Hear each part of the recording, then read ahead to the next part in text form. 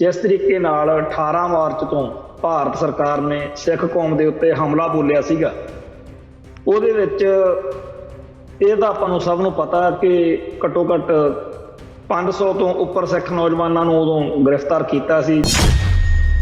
ਬਹੁਤ ਸਾਰਿਆਂ ਨੂੰ ਤਾਂ 751 ਤੇ ਹੋਰ ਕਾਰਨਾਂ ਕਰਕੇ ਹੋਰ ਕੇਸਾਂ 'ਚ ਉਲਝਾ ਕੇ ਛੱਡਤਾ, ਪਰ ਬਹੁਤ ਸਾਰੇ ਨੌਜਵਾਨ ਜਿਹੜੇ ਨੇ ਉਹਨਾਂ ਨੂੰ ਅਸਾਮ ਡਿਬਰੂਗੜ੍ਹ ਜੇਲ੍ਹ ਦੇ ਵਿੱਚ ਬੰਦ ਕੀਤਾ ਹੋਇਆ, ਜਿਹੜਾ ਇੱਥੋਂ ਪੰਜਾਬ ਤੋਂ 2500 ਕਿਲੋਮੀਟਰ ਦੂਰ ਦੱਸਿਆ ਜਾਂਦਾ। ਪਿਛਲੇ ਦਿਨਾਂ ਦੇ ਵਿੱਚ ਕਿਵੇਂ ਸਰਕਾਰ ਨੇ ਉਹ ਸਾਰੇ ਜਿਹੜੇ ਕੌਮੀ ਦਰਦ ਰੱਖਦੇ ਸੀ ਜਾਂ ਸਹੀ ਪੱਖ ਪੇਸ਼ ਕਰਦੇ ਲੱਗਦੇ ਸੀ ਸਰਕਾਰ ਨੂੰ, ਉਹਨਾਂ ਨੂੰ ਤਾਂ ਸਾਰਿਆਂ ਨੂੰ ਦਰੜਿਆ ਤੇ ਖੁਦ ਕੱਲੀ ਉਹਨਾਂ YouTube ਚੈਨਲਾਂ ਨੂੰ ਦਿੱਤੀ ਆ ਜਿਹੜੇ ਸਰਕਾਰ ਦੀ ਬੋਲੀ ਬੋਲਦੇ ਹੋ। ਸਰਕਾਰੀ ਪੱਖ ਤੋਂ ਹੁਣ ਇਸ ਤਰੀਕੇ ਨਾਲ ਵੀ ਗੱਲਾਂ ਬਣਾ ਕੇ ਪੇਸ਼ ਕੀਤੀਆਂ ਜਾ ਸਕਦੀਆਂ ਨੇ ਜਿਹਦੇ ਨਾਲ ਆਪਾਂ ਆਪਦੀ ਹੀ ਕੌਮ ਦੇ ਸੱਚੇ ਸੁੱਚੇ ਬੰਦਿਆਂ ਦੀ ਧੀ ਭੈਣਕ ਕਰੀ ਜਾਈਏ ਤੇ ਆਪਾਂ ਆਪਦੀ ਹੀ ਕੌਮ ਦੇ ਜਿਨ੍ਹਾਂ ਨੂੰ ਨਾਇਕ ਮੰਨਣਾ ਉਹਨਾਂ ਨੂੰ ਖਲਨਾਇਕ ਬਣਾਈ ਚੱਲੀਏ ਤੇ ਖਲਨਾਇਕਾਂ ਨੂੰ ਨਾਇਕ ਮੰਨੀ ਜਾਈਏ। ਜਿਹੜਾ ਲਕੀਰ ਦੇ ਉਰਲੇ ਪਾਸੇ ਖੜਾ ਜਿਹੜਾ ਸਾਡਾ ਵਾ, ਜੇਕਰ ਉਹਦੀ ਕਿਸੇ ਗੱਲ ਨਾਲ ਅਸਹਿਮਤੀ ਹੈ 100% ਅਸਹਿਮਤੀ ਹੈ, ਤਾਂ ਵੀ ਸਾਡੇ ਸ਼ਬਦ ਜਿਹੜੇ ਆ ਉਹ ਸਲੀਕੇ ਵਾਲੇ ਹੋਣੇ ਚਾਹੀਦੇ।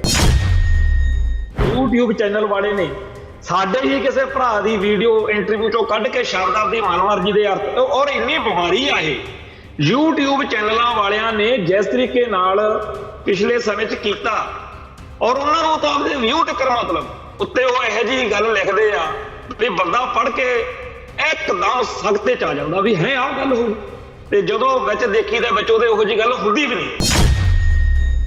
1984 ਤੋਂ ਪਹਿਲਾਂ ਸਾਨੂੰ ਸਾਰਿਆਂ ਨੂੰ ਹਿੰਦੂ ਜਾਂ ਇੰਡੀਅਨ ਹੀ ਸਮਝਿਆ ਜਾਂਦਾ ਸੀ, ਪਰ 1984 ਦੇ ਅਟੈਕ ਤੋਂ ਬਾਅਦ ਸਾਰੀ ਦੁਨੀਆ ਨੂੰ ਸਮਝ ਲੱਗ ਗਈ ਕਿ ਇਹ ਤਾਂ ਇੰਡੀਆ ਦੇ ਵਿੱਚ ਆਪਦਾ ਰਾਜ ਭਾਗ ਗਵਾਈ ਬੈਠੇ ਆ, ਤਾਪ ਤੇਜ ਗਵਾਈ ਬੈਠੇ ਆ, ਸੋਵਰਨਟੀ ਗਵਾਈ ਬੈਠੇ ਆ, ਤੇ ਇਹਨਾਂ ਦਾ ਤਾਂ ਸਭ ਕੁਝ ਦਾਅ ਹੇਠ ਲੱਗਿਆ ਹੋਇਆ। ਅੱਜ ਸਾਰੇ ਸੰਸਾਰ ਨੂੰ ਪਤਾ ਕਿ ਸਿੱਖ ਆਪਦੀ ਆਜ਼ਾਦੀ ਲਈ ਲੜ ਰਹੇ ਨੇ, ਖਾਲਿਸਤਾਨ ਲਈ ਲੜ ਰਹੇ ਨੇ, ਤੇ ਭਾਰਤੀ ਹਕੂਮਤੀ ਤੰਤਰ ਇਹਨਾਂ ਨੂੰ ਕਮਜ਼ੋਰ ਕਰਨ, ਇਹਨਾਂ ਨੂੰ ਸਦਾ ਲਈ ਗੁਲਾਮ ਬਣਾਉਣ ਦੇ ਲਈ ਜਿਹੜੀਆਂ ਚਾਲਾਂ ਚੱਲ ਰਹੀਆਂ। ਇੰਡੀਅਨ ਸਟੇਟ ਸਿਸਟਮ ਨੇ ਤਾਂ ਇਹ ਚਾਹਣਾ ਕਿ ਸਿੱਖ ਜਦੋਂ ਅਸੀਂ ਘੇਰੀਏ ਉਦੋਂ ਘੇਰੀਏ ਜਦੋਂ ਇਹਦੀ ਤਿਆਰੀ ਨਾ ਹੋ, ਤੇ ਆਪਾਂ ਚਾਹਣਾ ਕਿ ਅਸੀਂ ਉਦੋਂ ਲੜੀਏ ਜਦੋਂ ਸਾਡੀ ਮੁਕੰਮਲ ਤਿਆਰੀ ਹੋਵੇ। TV 84 ਉੱਤੇ ਪ੍ਰੋਗਰਾਮ ਖਬਰ ਦੀ ਖਬਰ ਦੇਖ ਰਹੇ ਸਾਰੇ ਦਰਸ਼ਕਾਂ ਨੂੰ ਮੈਂ ਸਰਜੀਤ ਸਿੰਘ ਘੁਮਾਣ ਫਤਿਹ ਅਰਜ ਕਰਦਾ ਜੀ। ਵਾਹਿਗੁਰੂ ਜੀ ਕਾ ਖਾਲਸਾ, ਵਾਹਿਗੁਰੂ ਜੀ ਕੀ ਫਤਿਹ। ਭਾਈ ਅਮਰਤਪਾਲ ਸਿੰਘ ਅਤੇ ਉਹਦੇ ਸਾਥੀਆਂ ਦੇ ਬਹਾਨੇ ਜਿਸ ਤਰੀਕੇ ਨਾਲ 18 ਮਾਰਚ ਤੋਂ ਭਾਰਤ ਸਰਕਾਰ ਨੇ ਸਿੱਖ ਕੌਮ ਦੇ ਉੱਤੇ ਹਮਲਾ ਬੋਲਿਆ ਸੀਗਾ, ਉਹਦੇ ਵਿੱਚ ਇਹ ਤਾਂ ਆਪਾਂ ਨੂੰ ਸਭ ਨੂੰ ਪਤਾ ਕਿ ਘੱਟੋ ਘੱਟ 500 ਤੋਂ ਉੱਪਰ ਸਿੱਖ ਨੌਜਵਾਨਾਂ ਨੂੰ ਉਦੋਂ ਗ੍ਰਿਫਤਾਰ ਕੀਤਾ ਸੀ, ਜਿਹਦੇ ਚੋਂ ਬਹੁਤ ਸਾਰਿਆਂ ਨੂੰ ਤਾਂ 751 ਤੇ ਹੋਰ ਕਾਰਨਾਂ ਕਰਕੇ ਹੋਰ ਕੇਸਾਂ 'ਚ ਉਲਝਾ ਕੇ ਛੱਡਤਾ, ਪਰ ਬਹੁਤ ਸਾਰੇ ਨੌਜਵਾਨ ਜਿਹੜੇ ਨੇ ਉਹਨਾਂ ਨੂੰ ਅਸਾਮ ਡਿਬਰੂਗੜ੍ਹ ਜੇਲ੍ਹ ਦੇ ਵਿੱਚ ਬੰਦ ਕੀਤਾ ਹੋਇਆ, ਜਿਹੜਾ ਇੱਥੋਂ ਪੰਜਾਬ ਤੋਂ 2500 ਕਿਲੋਮੀਟਰ ਦੂਰ ਦੱਸਿਆ ਜਾਂਦਾ। NIA ਉਹਨਾਂ ਤੇ ਲਾਈ ਗਈ ਆ, ਤੇ ਉਹਨਾਂ ਸਾਰੇ ਪਰਿਵਾਰਾਂ ਕੋਲ ਵੱਖ-ਵੱਖ ਸਿੱਖ ਆਗੂ ਜਥੇਬੰਦੀਆਂ ਹੁਣ ਜਾਣ ਆਉਣ ਲੱਗੇ ਨੇ, ਉਹਨਾਂ ਦੇ ਟੱਬਰਾਂ ਕੋਲ, ਪਰਿਵਾਰਾਂ ਕੋਲ। ਭਾਈ ਕਰਨੈਲ ਸਿੰਘ ਪੰਜੋਲੀ ਨੇ ਕਾਫੀ ਹਿੰਮਤ ਕੀਤੀ ਆ ਤੇ ਸਾਰੇ ਪਰਿਵਾਰਾਂ ਦੀ ਪੈਰਵਾਈ ਕਰਨ ਦੇ ਵਿੱਚ ਜਾਂ ਉਹਨਾਂ ਦੀ ਖਬਰਸਾਰ ਲੈਣ ਦੇ ਵਿੱਚ ਹੋਰਨਾਂ ਵਾਂਗੂ ਸ਼੍ਰੋਮਣੀ ਗੁਰਦੁਆਰਾ ਪ੍ਰਬੰਧਕ ਕਮੇਟੀ ਨੇ ਵੀ, ਐਡਵੋਕੇਟ ਹਰਜਿੰਦਰ ਸਿੰਘ ਧਾਮੀ ਨੇ ਵੀ ਇਸ ਮਸਲੇ ਤੇ ਪਹਿਲ ਕਦਮੀ ਕੀਤੀ ਆ। ਚੰਗੀ ਗੱਲ ਆ ਕਿ ਜਿਹੜੇ ਨੌਜਵਾਨ ਸਿਰਫ ਇਸ ਕਰਕੇ ਵੀ ਉਹ ਸਿੱਖ ਨੇ, ਸਿੱਖ ਹੋਣ ਦੇ ਦੋਸ਼ ਵਿੱਚ ਜਦੋਂ ਉਹ ਪੰਥਕ ਪਿੜ ਵਿੱਚ ਸਰਗਰਮ ਹੋਏ ਤਾਂ ਉਹਨਾਂ ਨੂੰ ਨਿਸ਼ਾਨਾ ਬਣਾਇਆ, ਜਦੋਂ ਤਾਂ ਕੌਮ ਦਾ ਫਰਜ਼ ਬਣਦਾ। ਚੰਗੀ ਗੱਲ ਆ ਇਹ, ਜਿਹੜੀਆਂ ਸ਼ਖਸੀਅਤਾਂ ਜਾਂ ਧਿਰਾਂ ਜਾਂ ਜਥੇਬੰਦੀਆਂ ਇਹਨਾਂ ਨੌਜਵਾਨਾਂ ਦੀ ਪੈਰਵਾਈ ਕਰਨ ਲੱਗੀਆਂ ਨੇ, ਅਸੀਂ ਉਹਨਾਂ ਦਾ ਧੰਨਵਾਦ ਕਰਦੇ ਹਾਂ। ਤੇ ਇਹ ਵੀ ਗੱਲ ਨਾਲ ਦੀ ਨਾਲ ਬੇਨਤੀ ਕਰਦੇ ਹਾਂ ਕਿ ਮੁੱਖ ਮਸਲਾ ਜਿਹੜਾ ਭਾਈ ਅਮਰਤਪਾਲ ਸਿੰਘ ਦਾ, ਉਹਨੂੰ ਵੀ ਕਿਸੇ ਸੁਚੱਜੇ ਢੰਗ ਨਾਲ ਨਜਿੱਠਿਆ ਜਾਵੇ। ਜੇ ਤਾਂ 18 ਮਾਰਚ ਨੂੰ ਹੀ ਭਾਈ ਅਮਰਤਪਾਲ ਸਿੰਘ ਦੀ ਗ੍ਰਿਫਤਾਰੀ ਹੋ ਜਾਂਦੀ ਤਾਂ ਕਹਾਣੀ ਬਾਕੀਆਂ ਵਾਂਗ ਉਹਦੀ ਵੀ ਚੱਲ ਰਹੀ ਹੋਣੀ ਸੀ, ਪਰ ਇਸ ਵੇਲੇ ਜਦੋਂ ਕਿ ਆਪਾਂ ਅੱਜ 5 ਅਪ੍ਰੈਲ ਨੂੰ ਪ੍ਰੋਗਰਾਮ ਕਰ ਰਹੇ ਹਾਂ, ਉਦੋਂ ਤੱਕਰ ਭਾਈ ਅਮਰਤਪਾਲ ਸਿੰਘ ਪੁਲਿਸ ਦੀ ਗ੍ਰਿਫਤ ਤੋਂ ਬਾਹਰ ਨੇ। ਉਹਨਾਂ ਨੇ ਇਸ ਆਪਦਾ ਜਿਹੜਾ ਫਰਾਰੀ ਦਾ ਦੌਰ ਆ ਇਹਦੇ ਵਿੱਚ ਉਹਨਾਂ ਨੇ 3 ਵਾਰੀ ਵੀਡੀਓ ਆਡੀਓ ਪਾ ਕੇ ਸਿੱਖ ਕੌਮ ਨਾਲ ਰਾਬਤਾ ਵੀ ਪਾਇਆ ਤੇ ਉਹਨਾਂ ਦੇ ਸਮਰਥਕ ਜਿਹੜੇ ਨੇ ਉਹ ਵੀ ਇਹ ਗੱਲ ਚਾਹੁੰਦੇ ਆ ਕਿ ਭਾਈ ਅਮਰਤਪਾਲ ਸਿੰਘ ਵੱਲ ਧਿਆਨ ਦਿੱਤਾ ਜਾਵੇ। ਬੇਸ਼ੱਕ ਅਸੀਂ ਇਹ ਗੱਲ ਜਾਣਦੇ ਆ ਕਿ ਜਦੋਂ ਕੋਈ ਇਹੋ ਜਿਹੇ ਹਾਲਾਤ ਹੁੰਦੇ ਆ ਬੜਾ ਔਖਾ ਹੁੰਦਾ, ਪਰ ਸਾਡੀ ਕੌਮ ਦੇ ਨੌਜਵਾਨ ਏਦਾਂ ਭੱਜੇ ਫਿਰਨ ਤੇ ਉਹਨਾਂ ਦੇ ਕਰਕੇ ਸਾਰਿਆਂ ਦੇ ਮਨਾਂ ਵਿੱਚ ਹਰ ਵੇਲੇ ਇੱਕ ਖਾਦਸ਼ਾ, ਇੱਕ ਸ਼ੱਕ ਬਣਿਆ ਰਵੇ ਕਿ ਪਤਾ ਨਹੀਂ ਕਦੋਂ ਕੀ ਵਾਪਰ ਜਾਣਾ। ਇਹ ਜਿਹੜੀ ਸਥਿਤੀ ਆ, ਇਹ ਜਿਹੜੇ ਮਨ ਦੇ ਹਾਲਾਤ ਨੇ, ਇਹ ਵੀ ਕਿਸੇ ਕੰਢੇ ਬੰਨੇ ਗੱਲ ਲੱਗਣੀ ਚਾਹੀਦੀ ਹੈ। ਜੇ ਤਾਂ ਉਹਨਾਂ ਦਾ ਕਿਸੇ ਸੁੱਖ ਸਾਂਦ ਦਾ ਸੁਨੇਹਾ ਪਤਾ ਲੱਗਦਾ ਰਵੇ ਫੇਰ ਗੱਲ ਹੋਰ ਹੁੰਦੀ ਆ। ਜਦੋਂ ਉਹਨਾਂ ਦੀ ਪਹਿਲੀ ਵੀਡੀਓ ਆਈ ਉਦੋਂ ਵੀ ਕਈ ਭਰਾਵਾਂ ਨੂੰ ਸ਼ੱਕ ਹੋਏ, ਫਿਰ ਦੂਜੀ ਆਡੀਓ ਆਈ, ਫਿਰ ਵੀਡੀਓ ਆਈ। ਹੁਣ ਭਾਵੇਂ ਇਹ ਤਾਂ ਗੱਲ ਸਾਰਿਆਂ ਦੇ ਮਨ ਲੱਗ ਚੁੱਕੀ ਆ ਕਿ ਉਹ ਪੁਲਿਸ ਦੀ ਗ੍ਰਿਫਤਾਰੀ ਤੋਂ, ਹਿਰਾਸਤ ਤੋਂ ਬਾਹਰ ਨੇ, ਪਰ ਮਨ ਵਿੱਚ ਧੁਣਕੂ ਜਿਹਾ ਹਰ ਵੇਲੇ ਬੜਾ ਰਹਿੰਦਾ। ਮੈਂ ਇੱਥੇ ਅੰਮ੍ਰਿਤਸਰ ਦੇ ਵਿੱਚ ਬੈਠਾ ਤੇ ਸਾਡਾ ਸੋਸ਼ਲ ਸਮਾਜਿਕ ਤੌਰ ਤੇ ਕਾਫੀ ਲੰਬਾ ਚੌੜਾ ਵਰਤਾਰਾ, ਕਿਉਂਕਿ ਸ਼ਹੀਦ ਪਰਿਵਾਰਾਂ ਨੂੰ ਜਾਂ ਸੰਘਰਸ਼ ਵਾਲਿਆਂ ਨੂੰ ਜਾਂ ਹੋਰ ਕਾਫੀ ਪੱਖਾਂ ਤੋਂ ਸਾਡਾ ਅਸੀਂ ਰੀਚ ਵਿੱਚ ਲੋਕਾਂ ਦੇ ਆ, ਬਹੁਤ ਫੋਨ ਕਰਦੇ ਆ, ਸਾਡੇ ਵਾਂਗੂ ਹੋਰਾਂ ਨੂੰ ਵੀ ਕਰਦੇ ਹੋਣੇ ਆ ਕਿ ਪਤਾ ਲੱਗਿਆ ਕੁਛ ਬਣਦਾ ਭਾਈ ਉਹਨਾਂ ਦਾ, ਭਾਈ ਉਹ ਮੁੰਡੇ ਦਾ ਕੀ ਬਣਿਆ। ਆਮ ਸਾਡੀਆਂ ਜਿਹੜੀਆਂ ਜਿਨ੍ਹਾਂ ਨੇ ਆਪਦੇ ਪੁੱਤ ਗਵਾਏ ਆ ਉਹ ਮਾਵਾਂ ਜਦੋਂ ਫੋਨ ਕਰਦੀਆਂ ਨੇ, ਜਾਂ ਉਹ ਲੋਕ ਜਿਨ੍ਹਾਂ ਨੇ ਬੀਤੇ ਦੌਰ ਵਿੱਚ ਸਿੱਖ ਸੰਘਰਸ਼ ਦੇ ਵਿੱਚ ਕਿਸੇ ਨਾ ਕਿਸੇ ਤਰੀਕੇ ਨਾਲ ਸੇਵਾ ਕੀਤੀ ਆ, ਸਾਰਿਆਂ ਦੇ ਲਈ ਭਾਈ ਅਮਰਤਪਾਲ ਸਿੰਘ ਦੇ ਪ੍ਰਤੀ ਸੰਵੇਦਨਾਵਾਂ ਨੇ, ਚਿੰਤਾ ਕਰਦੇ ਆ। ਔਰ ਵਧੀਆ ਲੱਗਦਾ ਕਿ ਜਦੋਂ ਇੱਕ ਨੌਜਵਾਨ ਜੇਕਰ ਕੌਮ ਦੇ ਪੰਥ ਦੀ ਸੇਵਾ ਵਿੱਚ ਆ ਤੇ ਉਹਦੀ ਕੋਈ ਚਿੰਤਾ ਕੀਤੀ ਜਾ ਰਹੀ ਆ। ਤੇ ਇਸ ਤੋਂ ਜੇ ਅਗਲੇ ਪਾਸੇ ਵੱਲ ਨੂੰ ਆਈਏ ਤਾਂ ਇਹ ਆ ਗੱਲ ਕਿ ਭਾਈ ਅਮਰਤਪਾਲ ਸਿੰਘ ਦੇ ਹਵਾਇਤੀ ਜਾਂ ਜਜ਼ਬਾਤੀ ਜਿਹੜੇ ਸਾਡੇ ਭਰਾ ਨੇ, ਉਹਨਾਂ ਦੀਆਂ ਭਾਵਨਾਵਾਂ ਦੀ ਸਾਰਿਆਂ ਨੂੰ ਕਦਰ ਕਰਨੀ ਬਣਦੀ ਆ। ਪਰ ਆਪਾਂ ਇਹ ਵੀ ਚੇਤੇ ਰੱਖੀਏ ਕਿ ਸੋਸ਼ਲ ਮੀਡੀਆ ਦਾ ਜ਼ਮਾਨਾ, ਇੱਥੇ ਅਸਲੀ ਤੇ ਨਕਲੀ ਫੇਸਬੁੱਕ ਖਾਤੇ ਬਣਾ ਕੇ ਜਾਂ ਇਉਂ ਕਹੀਏ ਕਿ YouTube ਚੈਨਲਾਂ ਦੇ ਬਹਾਨੇ, ਆਪਾਂ ਨੂੰ ਇਹ ਤਾਂ ਸਾਰਿਆਂ ਨੂੰ ਹੀ ਪਤਾ ਨਾ ਕਿ ਪਿਛਲੇ ਦਿਨਾਂ ਦੇ ਵਿੱਚ ਕਿਵੇਂ ਸਰਕਾਰ ਨੇ ਉਹ ਸਾਰੇ ਜਿਹੜੇ ਕੌਮੀ ਦਰਦ ਰੱਖਦੇ ਸੀ ਜਾਂ ਸਹੀ ਪੱਖ ਪੇਸ਼ ਕਰਦੇ ਲੱਗਦੇ ਸੀ ਸਰਕਾਰ ਨੂੰ, ਉਹਨਾਂ ਨੂੰ ਤਾਂ ਸਾਰਿਆਂ ਨੂੰ ਦਰੜਿਆ ਤੇ ਖੁਦ ਕੱਲੀ ਉਹਨਾਂ YouTube ਚੈਨਲਾਂ ਨੂੰ ਦਿੱਤੀ ਆ ਜਿਹੜੇ ਸਰਕਾਰ ਦੀ ਬੋਲੀ ਬੋਲਦੇ ਹੋਣ। ਤੋਂ ਸਰਕਾਰੀ ਪੱਖ ਤੋਂ ਹੁਣ ਇਸ ਤਰੀਕੇ ਨਾਲ ਵੀ ਗੱਲਾਂ ਬਣਾ ਕੇ ਪੇਸ਼ ਕੀਤੀਆਂ ਜਾ ਸਕਦੀਆਂ ਨੇ ਜਿਹਦੇ ਨਾਲ ਆਪਾਂ ਆਪਦੀ ਹੀ ਕੌਮ ਦੇ ਸੱਚੇ ਸੁੱਚੇ ਬੰਦਿਆਂ ਦੀ ਧੀ ਭੈਣਕ ਕਰੀ ਜਾਈਏ ਤੇ ਆਪਾਂ ਆਪਦੀ ਹੀ ਕੌਮ ਦੇ ਜਿਨ੍ਹਾਂ ਨੂੰ ਨਾਇਕ ਮੰਨਣਾ ਉਹਨਾਂ ਨੂੰ ਖਲਨਾਇਕ ਬਣਾਈ ਚੱਲੀਏ ਤੇ ਖਲਨਾਇਕਾਂ ਨੂੰ ਨਾਇਕ ਮੰਨੀ ਜਾਈਏ। ਮੀਡੀਆ ਦੇ ਬਾਰੇ ਆਪਾਂ ਆਪਦੇ ਇਹਨਾਂ ਪ੍ਰੋਗਰਾਮਾਂ 'ਚ ਪਹਿਲਾਂ ਵੀ ਕਈ ਵਾਰੀ ਗੱਲਾਂ ਵਿਚਾਰਦੇ ਰਹੇ ਹਾਂ। ਪਿਛਲੇ ਦਿਨੀ ਇੱਕ ਸਾਡੇ ਸੀਨੀਅਰ ਜਰਨਲਿਸਟ ਨੇ ਸਰਦਾਰ ਸੁਖਦੇਵ ਸਿੰਘ, ਉਹਨਾਂ ਨੇ ਵੀ ਇੱਕ ਆਪਦੀ ਦਿਲ ਦੀ ਵੇਦਨਾ ਸਾਂਝੀ ਕੀਤੀ ਸੀ ਕਿ ਕਿਵੇਂ ਇੰਗਲਿਸ਼ ਟ੍ਰਿਬਿਊਨ ਦੇ ਵਿੱਚ ਪ੍ਰੇਮ ਭਾਟੀਆ ਨੇ ਖਬਰਾਂ ਤਰੋੜ ਮਰੋੜ ਕੇ ਛਾਪ ਕੇ ਹਿੰਦੂ ਸਿੱਖ ਜਿਹੜਾ ਕਲੈਸ਼ ਸੀਗਾ ਉਹਨੂੰ ਬਣਾਈ ਰੱਖਣਾ ਕਿ ਬੜੇ ਪੰਜਾਬ ਦੇ ਫਿਰਕੂ ਤੌਰ ਤੇ ਹਾਲਾਤ ਮਾੜੇ ਆ 1978 ਤੋਂ 84 ਤੱਕ ਦੇ ਬਾਰੇ ਉਹਨਾਂ ਨੇ ਸੋਸ਼ਲ ਮੀਡੀਆ ਉੱਤੇ ਆਪਦੀ ਸਾਰੀ ਗੱਲ ਸੁਖਦੇਵ ਸਿੰਘ ਜੀ ਨੇ ਰੱਖੀ ਸੀ। ਪੱਤਰਕਾਰ ਦਲਵੀਰ ਸਿੰਘ ਆ, ਉਹਨਾਂ ਦੀ ਇੱਕ ਪੂਰੀ ਕਿਤਾਬ ਆ ਇਸ ਗੱਲ ਦੇ ਉੱਤੇ, ਨੇੜਿਓਂ ਡਿੱਠੇ ਸੰਤ ਭਿੰਡਰਾਂ ਵਾਲੇ, ਉਹਨਾਂ ਵਿੱਚ ਉਸ ਕਿਤਾਬ ਦੇ ਵਿੱਚ ਇਹ ਸਾਰੀ ਵਾਰਤਾ ਉਹਨਾਂ ਨੇ ਲਿਖੀ ਆ ਕਿ ਕਿਵੇਂ ਇੱਥੋਂ ਪ੍ਰੈਸ ਨੋਟ ਤਾਂ ਬਣਾ ਕੇ ਇਹ ਭੇਜਿਆ ਕਿ ਅੰਮ੍ਰਿਤਸਰ ਸ਼ਹਿਰ ਹਿੰਦੂਆਂ, ਸਿੱਖਾਂ, ਮੁਸਲਮਾਨਾਂ, ਈਸਾਈਆਂ ਤੇ ਸਾਰੇ ਧਰਮਾਂ ਦੇ ਲੋਕਾਂ ਲਈ ਪਵਿੱਤਰ ਆ। ਤੇ ਇੱਥੇ ਇਸ ਤਰ੍ਹਾਂ ਦੀ ਕੋਈ ਕਹਾਣੀ ਸੀ ਜਦੋਂ ਅੰਮ੍ਰਿਤਸਰ ਸ਼ਹਿਰ ਨੂੰ ਪਵਿੱਤਰ ਸ਼ਹਿਰ ਦਾ ਦਰਜਾ ਕਰਾਰ ਦੇਣ ਦੇ ਲਈ ਐਕਸਰਸਾਈਜ਼ ਚੱਲੀ, ਮਸ਼ਕਾਂ ਚੱਲੀਆਂ, ਲੋਕਾਂ ਨੇ ਇਹਦੇ ਉੱਤੇ ਸੰਘਰਸ਼ ਵੀ ਕੀਤਾ, ਜਿਹਦੇ ਤਹਿਤ ਅਖੀਰ ਅੰਮ੍ਰਿਤਸਰ ਦੇ ਪ੍ਰਸ਼ਾਸਨਿਕ ਅਧਿਕਾਰੀਆਂ ਨੇ ਇੱਥੋਂ ਦੀਆਂ ਵੱਖ-ਵੱਖ ਸੰਪਰਦਾਵਾਂ, ਧਿਰਾਂ, ਧੜਿਆਂ, ਹਿੰਦੂ ਜਥੇਬੰਦੀਆਂ ਦੀ, ਸਿੱਖ ਜਥੇਬੰਦੀਆਂ ਦੀ ਤੇ ਹੋਰਨਾਂ ਦੀ ਇੱਕ ਸਾਂਝੀ ਇਕੱਤਰਤਾ ਕਰਵਾਈ, ਜਿਹਦਾ ਮਤਾ ਜਿਹੜਾ ਸੀ ਉਹ ਇਹ ਬਣਿਆ ਕਿ ਅੰਮ੍ਰਿਤਸਰ ਸ਼ਹਿਰ ਸਾਡੇ ਸਾਰਿਆਂ ਸ਼ਹਿਰ ਵਾਸੀਆਂ ਲਈ, ਹਿੰਦੂ, ਸਿੱਖ, ਮੁਸਲਮਾਨਾਂ, ਈਸਾਈਆਂ ਲਈ, ਸਾਰਿਆਂ ਲਈ ਪਵਿੱਤਰ ਹੈ। ਇਸ ਤਰ੍ਹਾਂ ਦੀ ਵਾਰਡਿੰਗ ਸੀ, ਪਰ ਉਹ ਵਾਰਡਿੰਗ ਜਿਹੜੀ ਸੀ ਉਹ ਬਦਲ ਦਿੱਤੀ। ਪ੍ਰੇਮ ਭਾਟੀਆ ਨੇ ਉੱਤੇ ਲਿਖਦਾ ਅੰਮ੍ਰਿਤਸਰ ਸ਼ਹਿਰ ਜਿਵੇਂ ਕਹਿੰਦੀ ਵੀ ਸਿੱਖਾਂ ਲਈ ਪਵਿੱਤਰ ਆ, ਮਤਲਬ ਬਾਕੀਆਂ ਦੀ ਗੱਲ। ਉਹਦੇ ਉਸ ਮਸਲੇ ਨੇ ਅੱਗੇ ਜਾ ਕੇ ਕੀ ਰੰਗ ਭਾਗ ਲਾਏ। ਤੁਸੀਂ ਕਦੇ ਉਹ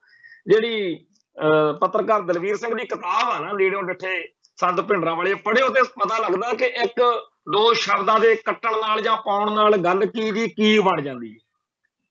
UNI ਵਾਲੇ ਪੱਤਰਕਾਰ ਸਰਦਾਰ ਜਗਤਾਰ ਸਿੰਘ ਮਾਫ ਕਰਨਾ ਸਰਦਾਰ ਜਸਪਾਲ ਸਿੰਘ ਸਿੱਧੂ, ਉਹਨਾਂ ਨੇ ਵੀ ਇੱਕ ਪੂਰੀ ਕਿਤਾਬ ਲਿਖੀ ਆ ਜਿਹੜੀ ਐਮਬੈਡਡ ਜਰਨਲਿਜ਼ਮ ਇੰਗਲਿਸ਼ ਵਿੱਚ ਆਈ ਸੀ, ਬਾਅਦ ਵਿੱਚ ਜੂਨ 84 ਦੀ ਪੱਤਰਕਾਰੀ। ਅੰਮ੍ਰਿਤਸਰ ਦੇ ਸਾਰੇ ਘਟਨਾਕ੍ਰਮ ਜਿਹਦੇ ਬਹਾਨੇ ਪੂਰਾ ਪੰਜਾਬ ਦੇ ਵਿੱਚ ਕਰਫਿਊ ਲਾ ਕੇ ਫੌਜ ਚਾੜੀ ਗਈ, ਉਹਦਾ ਬਾਨਣੂ ਕਿਵੇਂ ਬੰਨਿਆ ਗਿਆ, ਉਹਦੇ ਪਿੱਛੇ ਕੀ ਕੁਛ ਕਿਹਨੇ ਕਿਵੇਂ ਕੀਤਾ ਪੱਤਰਕਾਰਤਾ ਦੇ ਰਾਹੀਂ, ਉਹ ਸਾਰੇ ਹਾਲਾਤ ਸਮਝਣ ਦੇ ਲਈ ਸਾਨੂੰ ਇਹ ਕਿਤਾਬ ਸਾਰਿਆਂ ਨੂੰ ਚੰਗੀ ਤਰ੍ਹਾਂ ਪੜ੍ਹਨੀ ਚਾਹੀਦੀ ਆ, ਤਾਂ ਕਿ ਆਪਣੇ ਮਨਾਂ ਦੇ ਅੰਦਰ ਇਹ ਗੱਲ ਚੰਗੀ ਤਰ੍ਹਾਂ ਸਾਫ਼ ਹੋ ਸਕੇ ਕਿ ਜਿਹੜਾ ਆਪਾਂ ਸਮਝਦੇ ਆ ਨਾ ਵੀ ਅਖਬਾਰ ਤੇ ਆਇਆ, ਟੈਲੀਵਿਜ਼ਨ ਤੇ ਆਇਆ, ਵੀ ਇਹ ਗੱਲਾਂ ਕੋਈ ਏਡੀਆਂ ਵੱਡੀਆਂ ਨਹੀਂ ਹੁੰਦੀਆਂ, ਇਹ ਖਬਰਾਂ ਬਣਾਈਆਂ ਜਾਂਦੀਆਂ ਨੇ ਔਰ ਜਾਣ ਬੁੱਝ ਕੇ ਕਿਸੇ ਖਬਰ ਨੂੰ ਪੇਸ਼ ਕਰਨ ਲੱਗਿਆਂ ਕਿਸੇ ਸ਼ਬਦ ਨੂੰ ਘਟਾਤਾ ਵਧਾਤਾ, ਕੋਈ ਲਹਿਜਾ ਬਦਲ ਦਿੱਤਾ, ਉਹਦੇ ਨਾਲ ਹੀ ਅਰਥਾਂ ਦੇ ਅਨਰਥ ਹੋ ਜਾਂਦੇ। ਇਹ ਸਾਰੀ ਗੱਲ ਦੱਸਣ ਦਾ ਭਾਵ ਇਹ ਆ ਕਿ ਪਿਛਲੇ 10 ਦਿਨ ਤੋਂ ਅਸੀਂ ਦੇਖ ਰਹੇ ਹਾਂ ਕਿ ਸਰਕਾਰੀ ਪੱਖ ਤੋਂ ਜਿਹੜੇ YouTube ਚੈਨਲ ਨੇ ਉਹ ਜਾਣ ਬੁੱਝ ਕੇ ਇਸ ਤਰੀਕੇ ਨਾਲ ਕੈਪਸ਼ਨਾਂ ਮੂਹਰੇ ਬਣਾਉਂਦੇ ਆ ਵੀ ਆਪਾਂ ਪੂਰੀ ਵੀਡੀਓ ਤਾਂ ਸੁਣਦੇ ਨਹੀਂ, ਆਪਾਂ ਉਹ ਮੂਹਰੇ ਜਿਹੜੀ ਕੈਪਸ਼ਨ ਜੀ ਉਹਨਾਂ ਦੀ ਬਣਾਈ ਹੁੰਦੀ ਆ ਉਹਦੇ ਆਧਾਰ ਦੇ ਉੱਤੇ ਆਪਦੀ ਰਾਏ ਬਣਾ ਲੈਂਦੇ ਆ। ਤੇ ਅਸੀਂ ਤਾਂ ਇਹ ਗੱਲ ਪਹਿਲੋਂ ਵੀ ਕਈ ਵਾਰੀ ਬੈਠੇ ਖੜਿਆਂ 'ਚ ਵਿਚਾਰਦੇ ਹੁੰਦੇ ਆ ਵੀ ਅੱਜ ਲੋਕਾਂ ਕੋਲੇ ਟਾਈਮ ਹੈ ਨਹੀਂਗਾ ਕਿ ਵੱਡੀਆਂ ਕਿਤਾਬਾਂ ਪੜ੍ਹ ਸਕਣ ਜਾਂ ਇਤਿਹਾਸਕ ਤੌਰ ਦੇ ਉੱਤੇ ਪਹਿਲਾਂ ਵਾਂਗੂ ਲੰਬੇ ਚੌੜੇ ਗੱਲਾਂ ਬਾਤਾਂ ਚਰਚਾਵਾਂ 'ਚ ਬੈਠ ਸਕਣ। ਹੁਣ ਤਾਂ ਕਈ ਸੱਜਣ ਕਹਿ ਦਿੰਦੇ ਆ ਵੀ ਫੇਸਬੁੱਕ ਦੇ ਉੱਤੇ ਵੀ 4-5 ਲਾਈਨਾਂ ਤੋਂ ਵੱਧ ਜੇ ਪੋਸਟ ਹੋਵੇ ਉਹ ਪੜ੍ਹਨ ਨੂੰ ਜੀ ਨਹੀਂ ਕਰਦਾ। ਕਈ ਕਹਿੰਦੇ ਨੇ ਕਿ ਜੀ 2 ਅੱਖਰ ਬੋਲ ਕੇ ਪਾ ਦਿਆ ਕਰੋ, ਉਹ ਤੁਹਾਡੇ ਸੁਣ ਲਿਆ ਕਰਾਂਗੇ, ਪਰ ਸਾਤੋਂ ਹੁਣ ਪੜ੍ਹ ਨਹੀਂ ਹੁੰਦਾ। ਤੇ ਇਹ ਜਿਹੇ ਜ਼ਮਾਨੇ 'ਚ ਜਦੋਂ ਲੋਕਾਂ ਕੋਲ ਦੂਜੇ ਦੀ ਗੱਲ ਸੁਣਨ ਲਈ ਸਮਝਣ ਲਈ ਵਕਤ ਹੀ ਨਹੀਂ ਹੈਗਾ, ਉਦੋਂ ਫਿਰ ਜਿਹੜੇ ਚਲਾਕ ਲੋਕ ਨੇ ਉਹ ਇਸ ਮਾਹੌਲ ਦੀ ਦੁਰਵਰਤੋਂ ਕਰਦੇ ਆ। ਤਾਂ YouTube ਚੈਨਲਾਂ ਦੇ ਰਾਹੀਂ ਕਿਸੇ ਵੀ ਸਿੱਖ ਆਗੂ ਜਾਂ ਸਿੱਖ ਜਥੇਬੰਦੀ ਨੂੰ ਉਹਦੀ ਹੀ ਕੌਮ ਦੇ ਸੱਚੇ ਸੁੱਚੇ, ਉਹ ਵੀ ਗੁਰਸਿੱਖ ਹੋਣਗੇ ਬੰਦੇ, ਉਹ ਵੀ ਪੰਥ ਦਰਦੀ ਹੋਣਗੇ, ਉਹ ਵੀ ਕੌਮ ਨੂੰ ਪਿਆਰ ਕਰਦੇ ਹੋਣਗੇ, ਉਹਨਾਂ ਦੇ ਕੋਲੋਂ ਕਿਵੇਂ ਮਾੜਾ ਚੰਗਾ ਬੁਲਵਾਇਆ ਜਾ ਸਕਦਾ, ਇਹ ਅਸੀਂ ਪਿਛਲੇ 10-15 ਦਿਨ ਦੇ ਵਿੱਚ ਬੜੀ ਚੰਗੀ ਤਰ੍ਹਾਂ ਸਮਝਿਆ। ਬਹੁਤ ਸਾਰੀਆਂ ਗੱਲਾਂ ਵਾਪਰੀਆਂ, ਅਸੀਂ ਆਪ ਵੀ ਉਹਨਾਂ ਗੱਲਾਂ ਦੇ ਉੱਤੇ ਨਜ਼ਰ ਰੱਖੀ ਆ। ਮਤਲਬ ਬਾਹਲੀ ਦੂਰ ਜੇ ਨਾ ਜਾਈਏ ਤਾਂ ਭਾਈ ਅਮਰਤਪਾਲ ਸਿੰਘ ਦੇ ਪਿੰਡ ਜਿਹੜਾ ਭਾਈ ਗੁਰਦੀਪ ਸਿੰਘ ਖਹਿੜਾ ਕਰਨਾਟਕਾ ਜੇਲ੍ਹ 'ਚ ਰਿਹਾ, ਲੰਮਾ ਅਰਸਾ ਰਿਹਾ, ਉਹਦੇ ਨਾਲ ਮੈਂ ਵੀ ਵਰਤਿਆ। ਚਲੋ ਸੁਭਾਅ ਆਪੋ ਆਪਦਾ ਹੁੰਦਾ, ਸਾਡੇ ਕਈ ਵਾਰੀ ਮਾਝੇ ਵਾਲਿਆਂ ਦੀ ਬੋਲੀ ਵੀ ਥੋੜੀ ਜੀ ਆਮ ਸਧਾਰਨ ਵੀ ਬੰਦਾ ਬੋਲਦਾ ਹੋਵੇ ਨਾ ਮਾਝੇ ਦਾ, ਤਾਂ ਕਈਆਂ ਨੂੰ ਲੱਗਦਾ ਹੁੰਦਾ ਵੀ ਬੜਾ ਤਿੱਖਾ ਜਿਹਾ, ਬੜਾ ਅੜਬ ਜਿਹਾ ਵਾ, ਉਹ ਹਾਲਾਂਕਿ ਉਹਨਾਂ ਦੀ ਸਧਾਰਨ ਸਹਿਜ ਸੁਭਾਅ ਵੀ ਬੋਲੀ ਉਹੋ ਜੀ। ਤਾਂ ਗੁਰਦੀਪ ਸਿੰਘ ਖਹਿੜੇ ਨੇ ਇੱਕ ਹੁਣ ਪੱਤਰਕਾਰ ਨਾਲ YouTube ਚੈਨਲ ਵਾਲੇ ਨਾਲ ਹੀ ਗੱਲ ਕੀਤੀ, ਮੈਂ ਉਹ ਸਵੇਰੋਂ ਸੁਣ ਰਿਹਾ ਸੀ, ਜਿਹਦੇ ਵਿੱਚ ਜਿਹੜੀਆਂ ਗੱਲਾਂ ਉਹਦੇ ਖਿਲਾਫ ਇਹਨਾਂ ਦਿਨਾਂ ਦੇ ਵਿੱਚ ਪ੍ਰਚਾਰੀਆਂ ਜਾ ਰਹੀਆਂ ਨੇ, ਜਿਹਦੇ ਕਰਕੇ ਲੋਕਾਂ ਨੂੰ ਉਹਦੇ ਉੱਤੇ ਗੁੱਸਾ, ਉਹਦਾ ਉਹ ਇੱਕ ਤਰੀਕੇ ਨਾਲ ਸਪਸ਼ਟੀਕਰਨ ਦੇ ਰਿਹਾ। ਤੇ ਉਹਦੇ ਬੋਲਣ ਚੱਲਣ ਦੇ ਲਹਿਜੇ ਵਿੱਚੋਂ ਜੇ ਉਹਦੀਆਂ ਗੱਲਾਂ ਨੂੰ ਬੰਦਾ ਉਹਦੇ ਥਾਂ ਤੇ ਖੜ ਕੇ ਸਮਝੇ ਤਾਂ ਉਹ ਗੱਲ ਕੋਈ ਏਡੀ ਵੱਡੀ ਹੈ ਨਹੀਂਗੀ ਜਿੱਡੀ ਵੱਡੀ ਲੱਗਦੀ। ਖਾਸ ਤੌਰ ਦੇ ਉੱਤੇ ਜਿਹੜੀ ਭਾਈ ਅਮਰਤਪਾਲ ਸਿੰਘ ਅਤੇ ਗੁਰਦੀਪ ਸਿੰਘ ਜੱਲੂਪੁਰ ਖੇੜੇ ਦੇ ਵਿਚਾਲੇ ਪਰਿਵਾਰਕ ਰਿਲੇਸ਼ਨ ਨੇ, ਜਿਵੇਂ ਉਹਨੇ ਸਾਰੀ ਗੱਲ ਦੱਸੀ ਆ, ਜਿਵੇਂ ਬਿਆਨ ਕੀਤੀ ਆ, ਉਹ ਲੱਗਦਾ ਕਿ ਉਹਦੇ ਨਾਲ ਜਿਹੜੀ ਗੱਲ ਭਾਈ ਅਮਰੀਕ ਸਿੰਘ ਦੇ ਸਮਾਗਮ ਵਿੱਚ ਉਹਨੇ ਗੱਲਾਂ ਬੋਲੀਆਂ ਮਾੜੀਆਂ ਚੰਗੀਆਂ, ਉਹ ਤਾਂ ਚਲੋ ਆਪਾਂ ਭੁੱਲ ਨਹੀਂ ਸਕਦੇ, ਉਹ ਤਾਂ ਉਹਨੇ ਵਾਕਈ ਗਲਤ ਕੀਤੀਆਂ, ਉਹਦੇ ਬਾਰੇ ਵੀ ਉਹਦਾ ਸਪਸ਼ਟੀਕਰਨ ਆ ਸਕਦਾ ਵੀ ਕਿਉਂ ਗੱਲਾਂ ਕਹੀਆਂ ਨੇ। ਪਰ ਜਿੰਨੀ ਕੁ ਗੱਲ ਉਹਨੇ ਅੱਜ ਮੈਂ ਸੁਣੀ ਕਿ ਉਹਨੇ ਇਹ ਗੱਲ ਸਪਸ਼ਟ ਕੀਤੀ ਆ ਕਿ ਮੇਰਾ ਭਾਈ ਅਮਰਤਪਾਲ ਸਿੰਘ ਦੇ ਨਾਲ ਕੋਈ ਉਵੇਂ ਦਾ ਰੌਲਾ ਨਹੀਂ ਹੈਗਾ। ਸਮੱਸਿਆ ਇਹ ਸੀ ਕਿ ਮੇਰੇ ਕੋਲੇ ਇੱਥੇ ਜਦੋਂ ਉਹ ਆਏ ਸੀ ਮਿਲਣ ਮੈਨੂੰ, ਤਾਂ ਮੈਨੂੰ ਉਹਨਾਂ ਨੇ ਕਿਤੇ ਫੋਟੋ ਖਿੱਚੀ, ਜਿਵੇਂ ਆਮ ਹੁੰਦਾ ਹੀ ਆ ਜਦੋਂ ਮਿਲਣ ਗਿਲਣ ਜਾਂਦਾ ਬੰਦਾ ਵੀ ਚਲੋ, ਤੇ ਕਹਿੰਦਾ ਮੈਂ ਉਹਨਾਂ ਨੂੰ ਕਹਿ ਬੈਠਿਆ ਵੀ ਫੋਟੋ ਨਾ ਪਾਇਓ ਕਿਉਂਕਿ ਅਸੀਂ ਜੇਲ੍ਹ ਤੋਂ ਅਸੀਂ ਤਰੀਕ ਤੇ ਜਦੋਂ ਆਉਂਦੇ ਆ, ਔਰ ਵਾਕਈ ਇਹ ਗੱਲ ਹੈਗੀ ਆ, ਮੈਂ ਨਾਭੇ ਜੇਲ੍ਹ 'ਚ ਸੀਗਾ, ਭਾਈ ਲਾਲ ਸਿੰਘ ਅਕਾਲਗੜ੍ਹ ਉੱਥੋਂ ਜੇਲ੍ਹ ਤੋਂ ਜਦੋਂ ਆਏ ਤੇ ਅਸੀਂ ਇਹ ਗੱਲ ਉਦੋਂ ਸਾਰਿਆਂ ਨੇ ਉਹਨਾਂ ਦੇ ਮੂੰਹੋਂ ਵੀ ਸੁਣੀ ਕਿ ਕਿਸੇ ਸਧਾਰਨ ਜਿਹੇ ਪ੍ਰੋਗਰਾਮ 'ਚ ਗਇਆਂ ਦੀ ਫੋਟੋ ਹੋ ਗਈ ਤੇ ਉਹਦੇ ਬਹਾਨੇ ਬੜਾ ਤੰਗ ਕੀਤਾ ਉਹਨਾਂ ਨੂੰ, ਅਗਲੀ ਪੈਰੋਲ ਜਿਹੜੀ ਸੀ ਉਹਨਾਂ ਨੂੰ ਮਿਲਦੀ ਨਹੀਂ ਸੀ। ਸੋ ਜਿਹੜਾ ਬੰਦਾ ਪੈਰੋਲਾਂ ਤੇ ਆ ਰਿਹਾ ਜਾਂ ਹੋਰ ਆ, ਉਹਨੂੰ ਕਈ ਵਾਰੀ ਕਾਨੂੰਨ ਤੋਂ ਜਾਂ ਇਹਨਾਂ ਏਜੰਸੀਆਂ ਤੋਂ ਥੋੜਾ ਜਿਹਾ ਰਹਿੰਦਾ ਵੀ ਐਵੇਂ ਨਿੱਕੀ ਜੀ ਗੱਲ ਕਰਕੇ ਬਾਅਦ 'ਚ ਫਿਰ 100 ਬੰਦਿਆਂ ਦੀਆਂ ਸਿਫਾਰਸ਼ਾਂ ਲਾਉਂਦੇ ਫਿਰਾਂਗੇ ਤੇ ਆਪਦਾ ਖਿਆਲ ਰੱਖੋ। ਤਾਂ ਉਹਨੇ ਕਿਤੇ ਕਹਿਤਾ ਕਿ ਫੋਟੋ ਸੋਸ਼ਲ ਮੀਡੀਆ ਤੇ ਫੇਸਬੁੱਕ ਤੇ ਨਾ ਪਾਇਓ ਜਾਂ ਇਸ ਤਰੀਕੇ ਨਾਲ। ਪਰ ਉਹ ਕਹਿੰਦਾ ਵੀ ਜਦੋਂ ਬਾਅਦ 'ਚ CID ਵਾਲੇ ਪੁਲਿਸ ਵਾਲੇ ਆਏ, ਉਹਨਾਂ ਨੇ ਦੱਸਿਆ ਵੀ ਤੇਰੇ ਕੋਲ ਉਹ ਆਏ ਸੀਗੇ, ਤੇ ਮੈਂ ਉਹਨਾਂ ਨੂੰ ਮਤਲਬ ਆਖਿਆ ਵੀ ਨਹੀਂ ਮੇਰੇ ਕੋਲ ਨਹੀਂ ਆਏ, ਵੀ ਆਪਾਂ ਕਾਹਨੂੰ ਪੰਗੇ ਵਾਲੀ ਗੱਲ 'ਚ ਪੈਣਾ। ਭਾਵ ਉਹਦਾ ਇਹ ਨਹੀਂ ਸੀ ਕਿ ਮੈਂ ਇਹ ਗੱਲ ਬਣਾਉਣੀ ਚਾਹੁੰਦਾ ਕਿ ਉਹ ਆਏ ਨਹੀਂ, ਮੈਨੂੰ ਬੜਾ ਗੁੱਸਾ, ਉਹ ਤਾਂ ਸਿਰਫ ਆਪਦੇ ਬਚਾਅ ਤੋਂ ਕਹਿੰਦਾ ਮੈਂ ਕਹਿ ਰਿਹਾ ਸੀਗਾ ਕਿ ਮੇਰੇ ਕੋਲ ਆਏ। ਦੂਜੀ ਗੱਲ ਇਹ ਕਹਿੰਦਾ ਵੀ ਮੈਨੂੰ ਉਹਨਾਂ ਨੇ ਕਿਹਾ ਵੀ ਦੇਖੋ ਕਦੇ ਨਵੇਂ ਬੂਟੇ ਤਾਂ ਨਹੀਂ ਲਾਈ ਜਾਂਦੇ, ਤੇ ਕਹਿੰਦਾ ਮੈਂ ਕਿਹਾ ਜੀ ਨਹੀਂ, ਅਸੀਂ ਤਾਂ ਕਾਹਨੂੰ ਕਿਸੇ ਨੂੰ ਕਹਿਣਾ ਹੈਗਾ। ਹੁਣ ਇਹ ਗੱਲਾਂ ਜੇ ਉਹਦੇ ਨਜ਼ਰੀਏ ਤੋਂ ਦੇਖਿਆ ਜਾਵੇ ਤਾਂ ਸਧਾਰਨ ਨੇ, ਹੁਣ ਸਾਨੂੰ ਵੀ ਕਈ ਵਾਰੀ ਪੁਲਿਸ ਵਾਲੇ ਜਾਂ CID ਵਾਲੇ ਜਾਂ ਏਜੰਸੀਆਂ ਦੇ ਬੰਦਿਆਂ ਨੇ ਇੱਕ ਗੱਲ ਕਹਿਣੀ ਹੁੰਦੀ ਆ ਵੀ ਦੇਖੋ ਜੀ ਖਿਆਲ ਰੱਖਿਓ, ਉਹ ਜਿਹਾ ਜਵਾਬ ਅਗਲੇ ਨੂੰ ਦੇ ਛੱਡੀ ਦਾ ਗੋਲ ਮੋਲ। ਤੋ ਇਹ ਜਿਹੜੀਆਂ ਗੱਲਾਂ ਨੇ ਇਹਦਾ ਮੇਰਾ ਦੱਸਣ ਦਾ ਭਾਵ ਇਹ ਆ ਵੀ ਚਲੋ ਠੀਕ ਆ, ਮੈਨੂੰ ਵੀ ਉਹਦੇ ਤੇ ਭਾਈ ਗੁਰਦੀਪ ਸਿੰਘ ਦੀਆਂ ਬਹੁਤ ਸਾਰੀਆਂ ਗੱਲਾਂ ਤੇ ਇਤਰਾਜ਼ ਆ। ਸਿੱਖ ਦਾ ਸਿੱਖ ਨਾਲ, ਭਰਾ ਦਾ ਭਰਾ ਨਾਲ ਇਤਰਾਜ਼ ਹੋਣਾ, ਕਿਸੇ ਗੱਲ ਤੇ ਅਸਹਿਮਤੀ ਹੋਣੀ, ਇਹ ਕੋਈ ਏਡੀ ਗੱਲ ਨਹੀਂ। ਪਰ ਸਾਨੂੰ ਇਹ ਗੱਲ ਜ਼ਰੂਰ ਹੋਣੀ ਚਾਹੀਦੀ ਆ ਕਿ ਅਸੀਂ ਕਿਸੇ ਦੇ ਮਗਰ ਲੱਗ ਕੇ ਝੂਠੀ ਗੱਲ ਦੇ ਕਿਸੇ ਦੇ ਖਿਲਾਫ ਨਾ ਹੋ ਜਾਇਆ ਕਰੀਏ। ਔਰ ਇਹ ਗੱਲ ਸੱਚੀ ਆ ਕਿ ਇਸ ਵੇਲੇ YouTube ਚੈਨਲਾਂ ਵਾਲੇ ਬੜਾ ਘਸਾਣ ਪਵਾ ਰਹੇ ਨੇ ਸਾਨੂੰ। ਹੁਣ ਜੇਕਰ ਅਸੀਂ ਦੇਖੀਏ ਤਾਂ ਇਸ ਵੇਲੇ ਸਾਡੇ ਬਹੁਤ ਸਾਰੇ ਜਿਹੜੇ ਸੂਝਵਾਨ ਵਿਚਾਰਵਾਨ ਲੋਕ ਨੇ ਉਹ ਕਹਿ ਰਹੇ ਨੇ ਕਿ ਹਾਲਾਤ ਹਜੇ ਹੋਰ ਵਿਗੜਨਗੇ। ਬਹੁਤ ਸਾਰੇ ਸੱਜਣ ਕਹਿ ਰਹੇ ਨੇ ਕਿ ਸਰਕਾਰ ਦੇ ਇਰਾਦੇ ਮਾੜੇ ਲੱਗਦੇ ਆ। ਬਹੁਤ ਸਾਰੀਆਂ ਗੱਲਾਂ ਬਾਤਾਂ ਤੋਂ ਅੰਦਾਜ਼ਾ ਲਾ ਰਹੇ ਨੇ ਕਿ 1978 ਤੋਂ 84 ਵਾਲਾ ਮਾਹੌਲ ਫੇਰ ਬਣਦਾ ਜਾ ਰਿਹਾ। ਕੋਈ ਕਹਿੰਦਾ 2024 ਵਾਲੀਆਂ ਇਲੈਕਸ਼ਨਾਂ ਜਿਹੜੀਆਂ ਨੇ ਵੀ ਇਹਨੂੰ ਮੁੱਖ ਰੱਖ ਕੇ ਹਜੇ ਪਤਾ ਨਹੀਂ ਕੀ ਰੰਗ ਭਾਗ ਲੱਗਣੇ ਆ। ਇਹ ਸਾਰੇ ਮਾਹੌਲ ਦੇ ਵਿੱਚ ਜਿਨ੍ਹਾਂ ਨੇ ਪਹਿਲਾਂ ਸੇਕ ਲਵਾਇਆ ਹੋਇਆ, ਜਿਨ੍ਹਾਂ ਨੇ ਲਹਿਰ ਦਾ ਸਾਥ ਸਹਿਯੋਗ ਮਾਣਿਆ ਹੋਇਆ, ਉਹਨਾਂ ਦੇ ਸਿਰ ਤੇ ਬੜੀ ਭਾਰੀ ਜ਼ਿੰਮੇਵਾਰੀ ਹੈ। ਸੱਚੀ ਗੱਲ ਇਹ ਆ ਕਿ ਬਹੁਤ ਸਾਰੇ ਸੱਜਣ ਤਾਂ ਡਰਦੇ ਆ ਇਸ ਗੱਲੋਂ ਕਿ ਕਿਤੇ ਸਾਡੇ ਸਿਰ ਤੇ ਆ ਗੱਲ ਆ ਜਾਵੇ ਵੀ ਇਹਨਾਂ ਨੇ ਫਲਾਣੇ ਨੂੰ ਐ ਕਹਿਤਾ, ਫਲਾਨੀ ਗੱਲ ਇਹਨਾਂ ਕਰਕੇ ਵਾਪਰੀ। ਔਰ ਇਹ ਗੱਲ ਸਾਡੇ ਬਹੁਤ ਸਾਰੇ ਸੋਸ਼ਲ ਮੀਡੀਆ ਦੇ ਉੱਤੇ ਕੰਮ ਕਰਨ ਵਾਲੇ ਭਰਾਵਾਂ ਨੂੰ ਖਿਆਲ ਰੱਖਣ ਦੀ ਲੋੜ ਆ। ਕੱਲ ਵੀ ਕੋਈ ਸੱਜਣ ਸੋਸ਼ਲ ਮੀਡੀਆ ਦੇ ਉੱਤੇ ਲਿਖ ਰਿਹਾ ਸੀਗਾ ਕਿ ਭਾਈ ਦਲਜੀਤ ਸਿੰਘ ਬਿੱਟੂ ਵਰਗਿਆਂ ਨੂੰ ਚਾਹੀਦਾ ਵੀ ਠੋਕ ਵਜਾ ਕੇ ਕਹਿਣ ਵੀ ਚੱਕ ਦਿਓ ਫੱਟੇ। ਹੁਣ ਇਹ ਗੱਲ ਬਾਰੇ ਉਹ ਸੰਤ ਜਰਨੈਲ ਸਿੰਘ ਜੀ ਦਾ ਹਵਾਲਾ ਦੇ ਰਿਹਾ ਸੀ। ਸੰਤ ਗਿਆਨੀ ਜਰਨੈਲ ਸਿੰਘ ਜੀ ਖਾਲਸਾ ਭਿੰਡਰਾਂ ਵਾਲਿਆਂ ਨੇ ਇਹ ਗੱਲ ਆਖੀ ਤਾਂ ਸਹੀ, ਪਰ ਆਖੀ ਕਿਵੇਂ ਸੀ? ਉਹ ਕਹਿੰਦੇ ਹੁੰਦੇ ਸੀ ਵੀ ਜਿਹੜਾ ਧੀ ਭੈਣ ਦੀ ਬੇਪੱਤੀ ਕਰਦਾ, ਜਿਹੜਾ ਸਾਹਿਬ ਸ੍ਰੀ ਗੁਰੂ ਗ੍ਰੰਥ ਸਾਹਿਬ ਸਾਡੇ ਇਸ਼ਟ ਨੇ ਉਹਨਾਂ ਦੀ ਬੇਅਦਬੀ ਕਰਦਾ, ਇਹੋ ਜਿਹਾ ਕੰਮ ਕਰਨ ਵਾਲੇ ਨੂੰ ਗੱਡੀ ਚਾੜ ਕੇ ਆਓ ਮੈਂ ਸਾਂਭੂਗਾ। ਸੰਤ ਕਹਿੰਦੇ ਰਹੇ ਆ ਬਕਾਇਦਾ ਕਿ ਮੈਂ ਸਾਂਭੂਗਾ, ਪਰ ਸਾਂਭਣ ਤੋਂ ਪਹਿਲਾਂ ਜਿਹੜੇ ਸ਼ਬਦ ਸੀ ਉਹਨਾਂ ਨੂੰ ਪਾਸੇ ਕਰਕੇ ਸਾਡੇ ਬੰਦੇ ਉਹਦੇ ਕੋਈ ਮਨਮਰਜ਼ੀ ਦੇ ਅਰਥ ਜੇ ਕੱਢਣ ਨੂੰ ਫਿਰਦੇ ਆ। ਪਰ ਹਕੀਕਤ ਇਹ ਆ ਕਿ ਜਿਉਂਦੇ ਜਾਗਦੇ ਬੈਠੇ ਆ, ਸਾਡੇ ਸਾਹਮਣੇ ਦੀਆਂ ਸਾਰੀਆਂ ਗੱਲਾਂ। ਤੋ ਇਹ ਗੱਲ ਕਹਿਣੀ ਕਿ ਸੰਤਾਂ ਨੇ ਜਿਵੇਂ ਕਿਹਾ ਸੀ ਉਹ ਫਲਾਨਾ ਕਹਿ ਦੇਵੇ, ਧਮਕਾਨਾ ਕਹਿ ਦੇਵੇ, ਇੱਥੇ ਬੈਠੇ ਖਾੜਕੂ ਲਹਿਰ ਦੇ ਸੰਬੰਧਿਤ ਬੰਦਿਆਂ ਤੋਂ ਇਹ ਗੱਲ ਨਹੀਂ ਕਹੀ ਜਾ ਸਕਦੀ। ਇਹ ਕਿਸੇ ਤੋਂ ਵੀ ਨਹੀਂ ਕਹੀ ਜਾ ਸਕਦੀ। ਹਾਂ, ਇਹ ਹੋ ਸਕਦਾ ਵੀ ਸੱਚੇ ਪਾਤਸ਼ਾਹ ਕਿਸੇ ਤੋਂ ਵੱਡੀ ਸੇਵਾ ਲੈ ਲੈਣ, ਇਹ ਸਤਿਗੁਰੂ ਦੇ ਹੱਥ ਵੱਸ ਆ। ਪਰ ਇਹ ਕਹਿਣਾ ਕਿ ਜੀ ਫਲਾਨਾ ਹੈ ਕਹਿ ਦੇਵੇ, ਫਲਾਨਾ ਹੈ ਕਾਹਤੋਂ ਨਹੀਂ ਕਹਿੰਦਾ, ਇਹ ਗੱਲਾਂ ਜੱਜਦੀਆਂ ਨਹੀਂ ਹੈਗੀਆਂ। ਇਹ ਗੱਲਾਂ ਅਰਥ ਨਹੀਂ ਰੱਖਦੀਆਂ ਹੈਗੀਆਂ। ਚਾਹੇ ਕੋਈ ਚਾਹੁੰਦਾ ਵੀ ਹੋਵੇ ਕਿ ਜੀ ਅਸੀਂ ਪੰਜਾਬ ਦੇ ਵਿੱਚ ਹਥਿਆਰਬੰਦ ਗਰੀਲਾ ਵਾਰਫੇਅਰ ਲੜਨੀ ਚਾਹੁੰਦੇ ਆ, ਪਰ ਉਹ ਐਲਾਨੀਆ ਤੌਰ ਤੇ ਕਹਿ ਕੇ ਇਸ ਤਰੀਕੇ ਨਾਲ ਜੇ ਕੋਈ ਸੋਚੇ ਤਾਂ ਨਹੀਂ ਗੱਲ ਇਸ ਤਰ੍ਹਾਂ ਹੁੰਦੀ।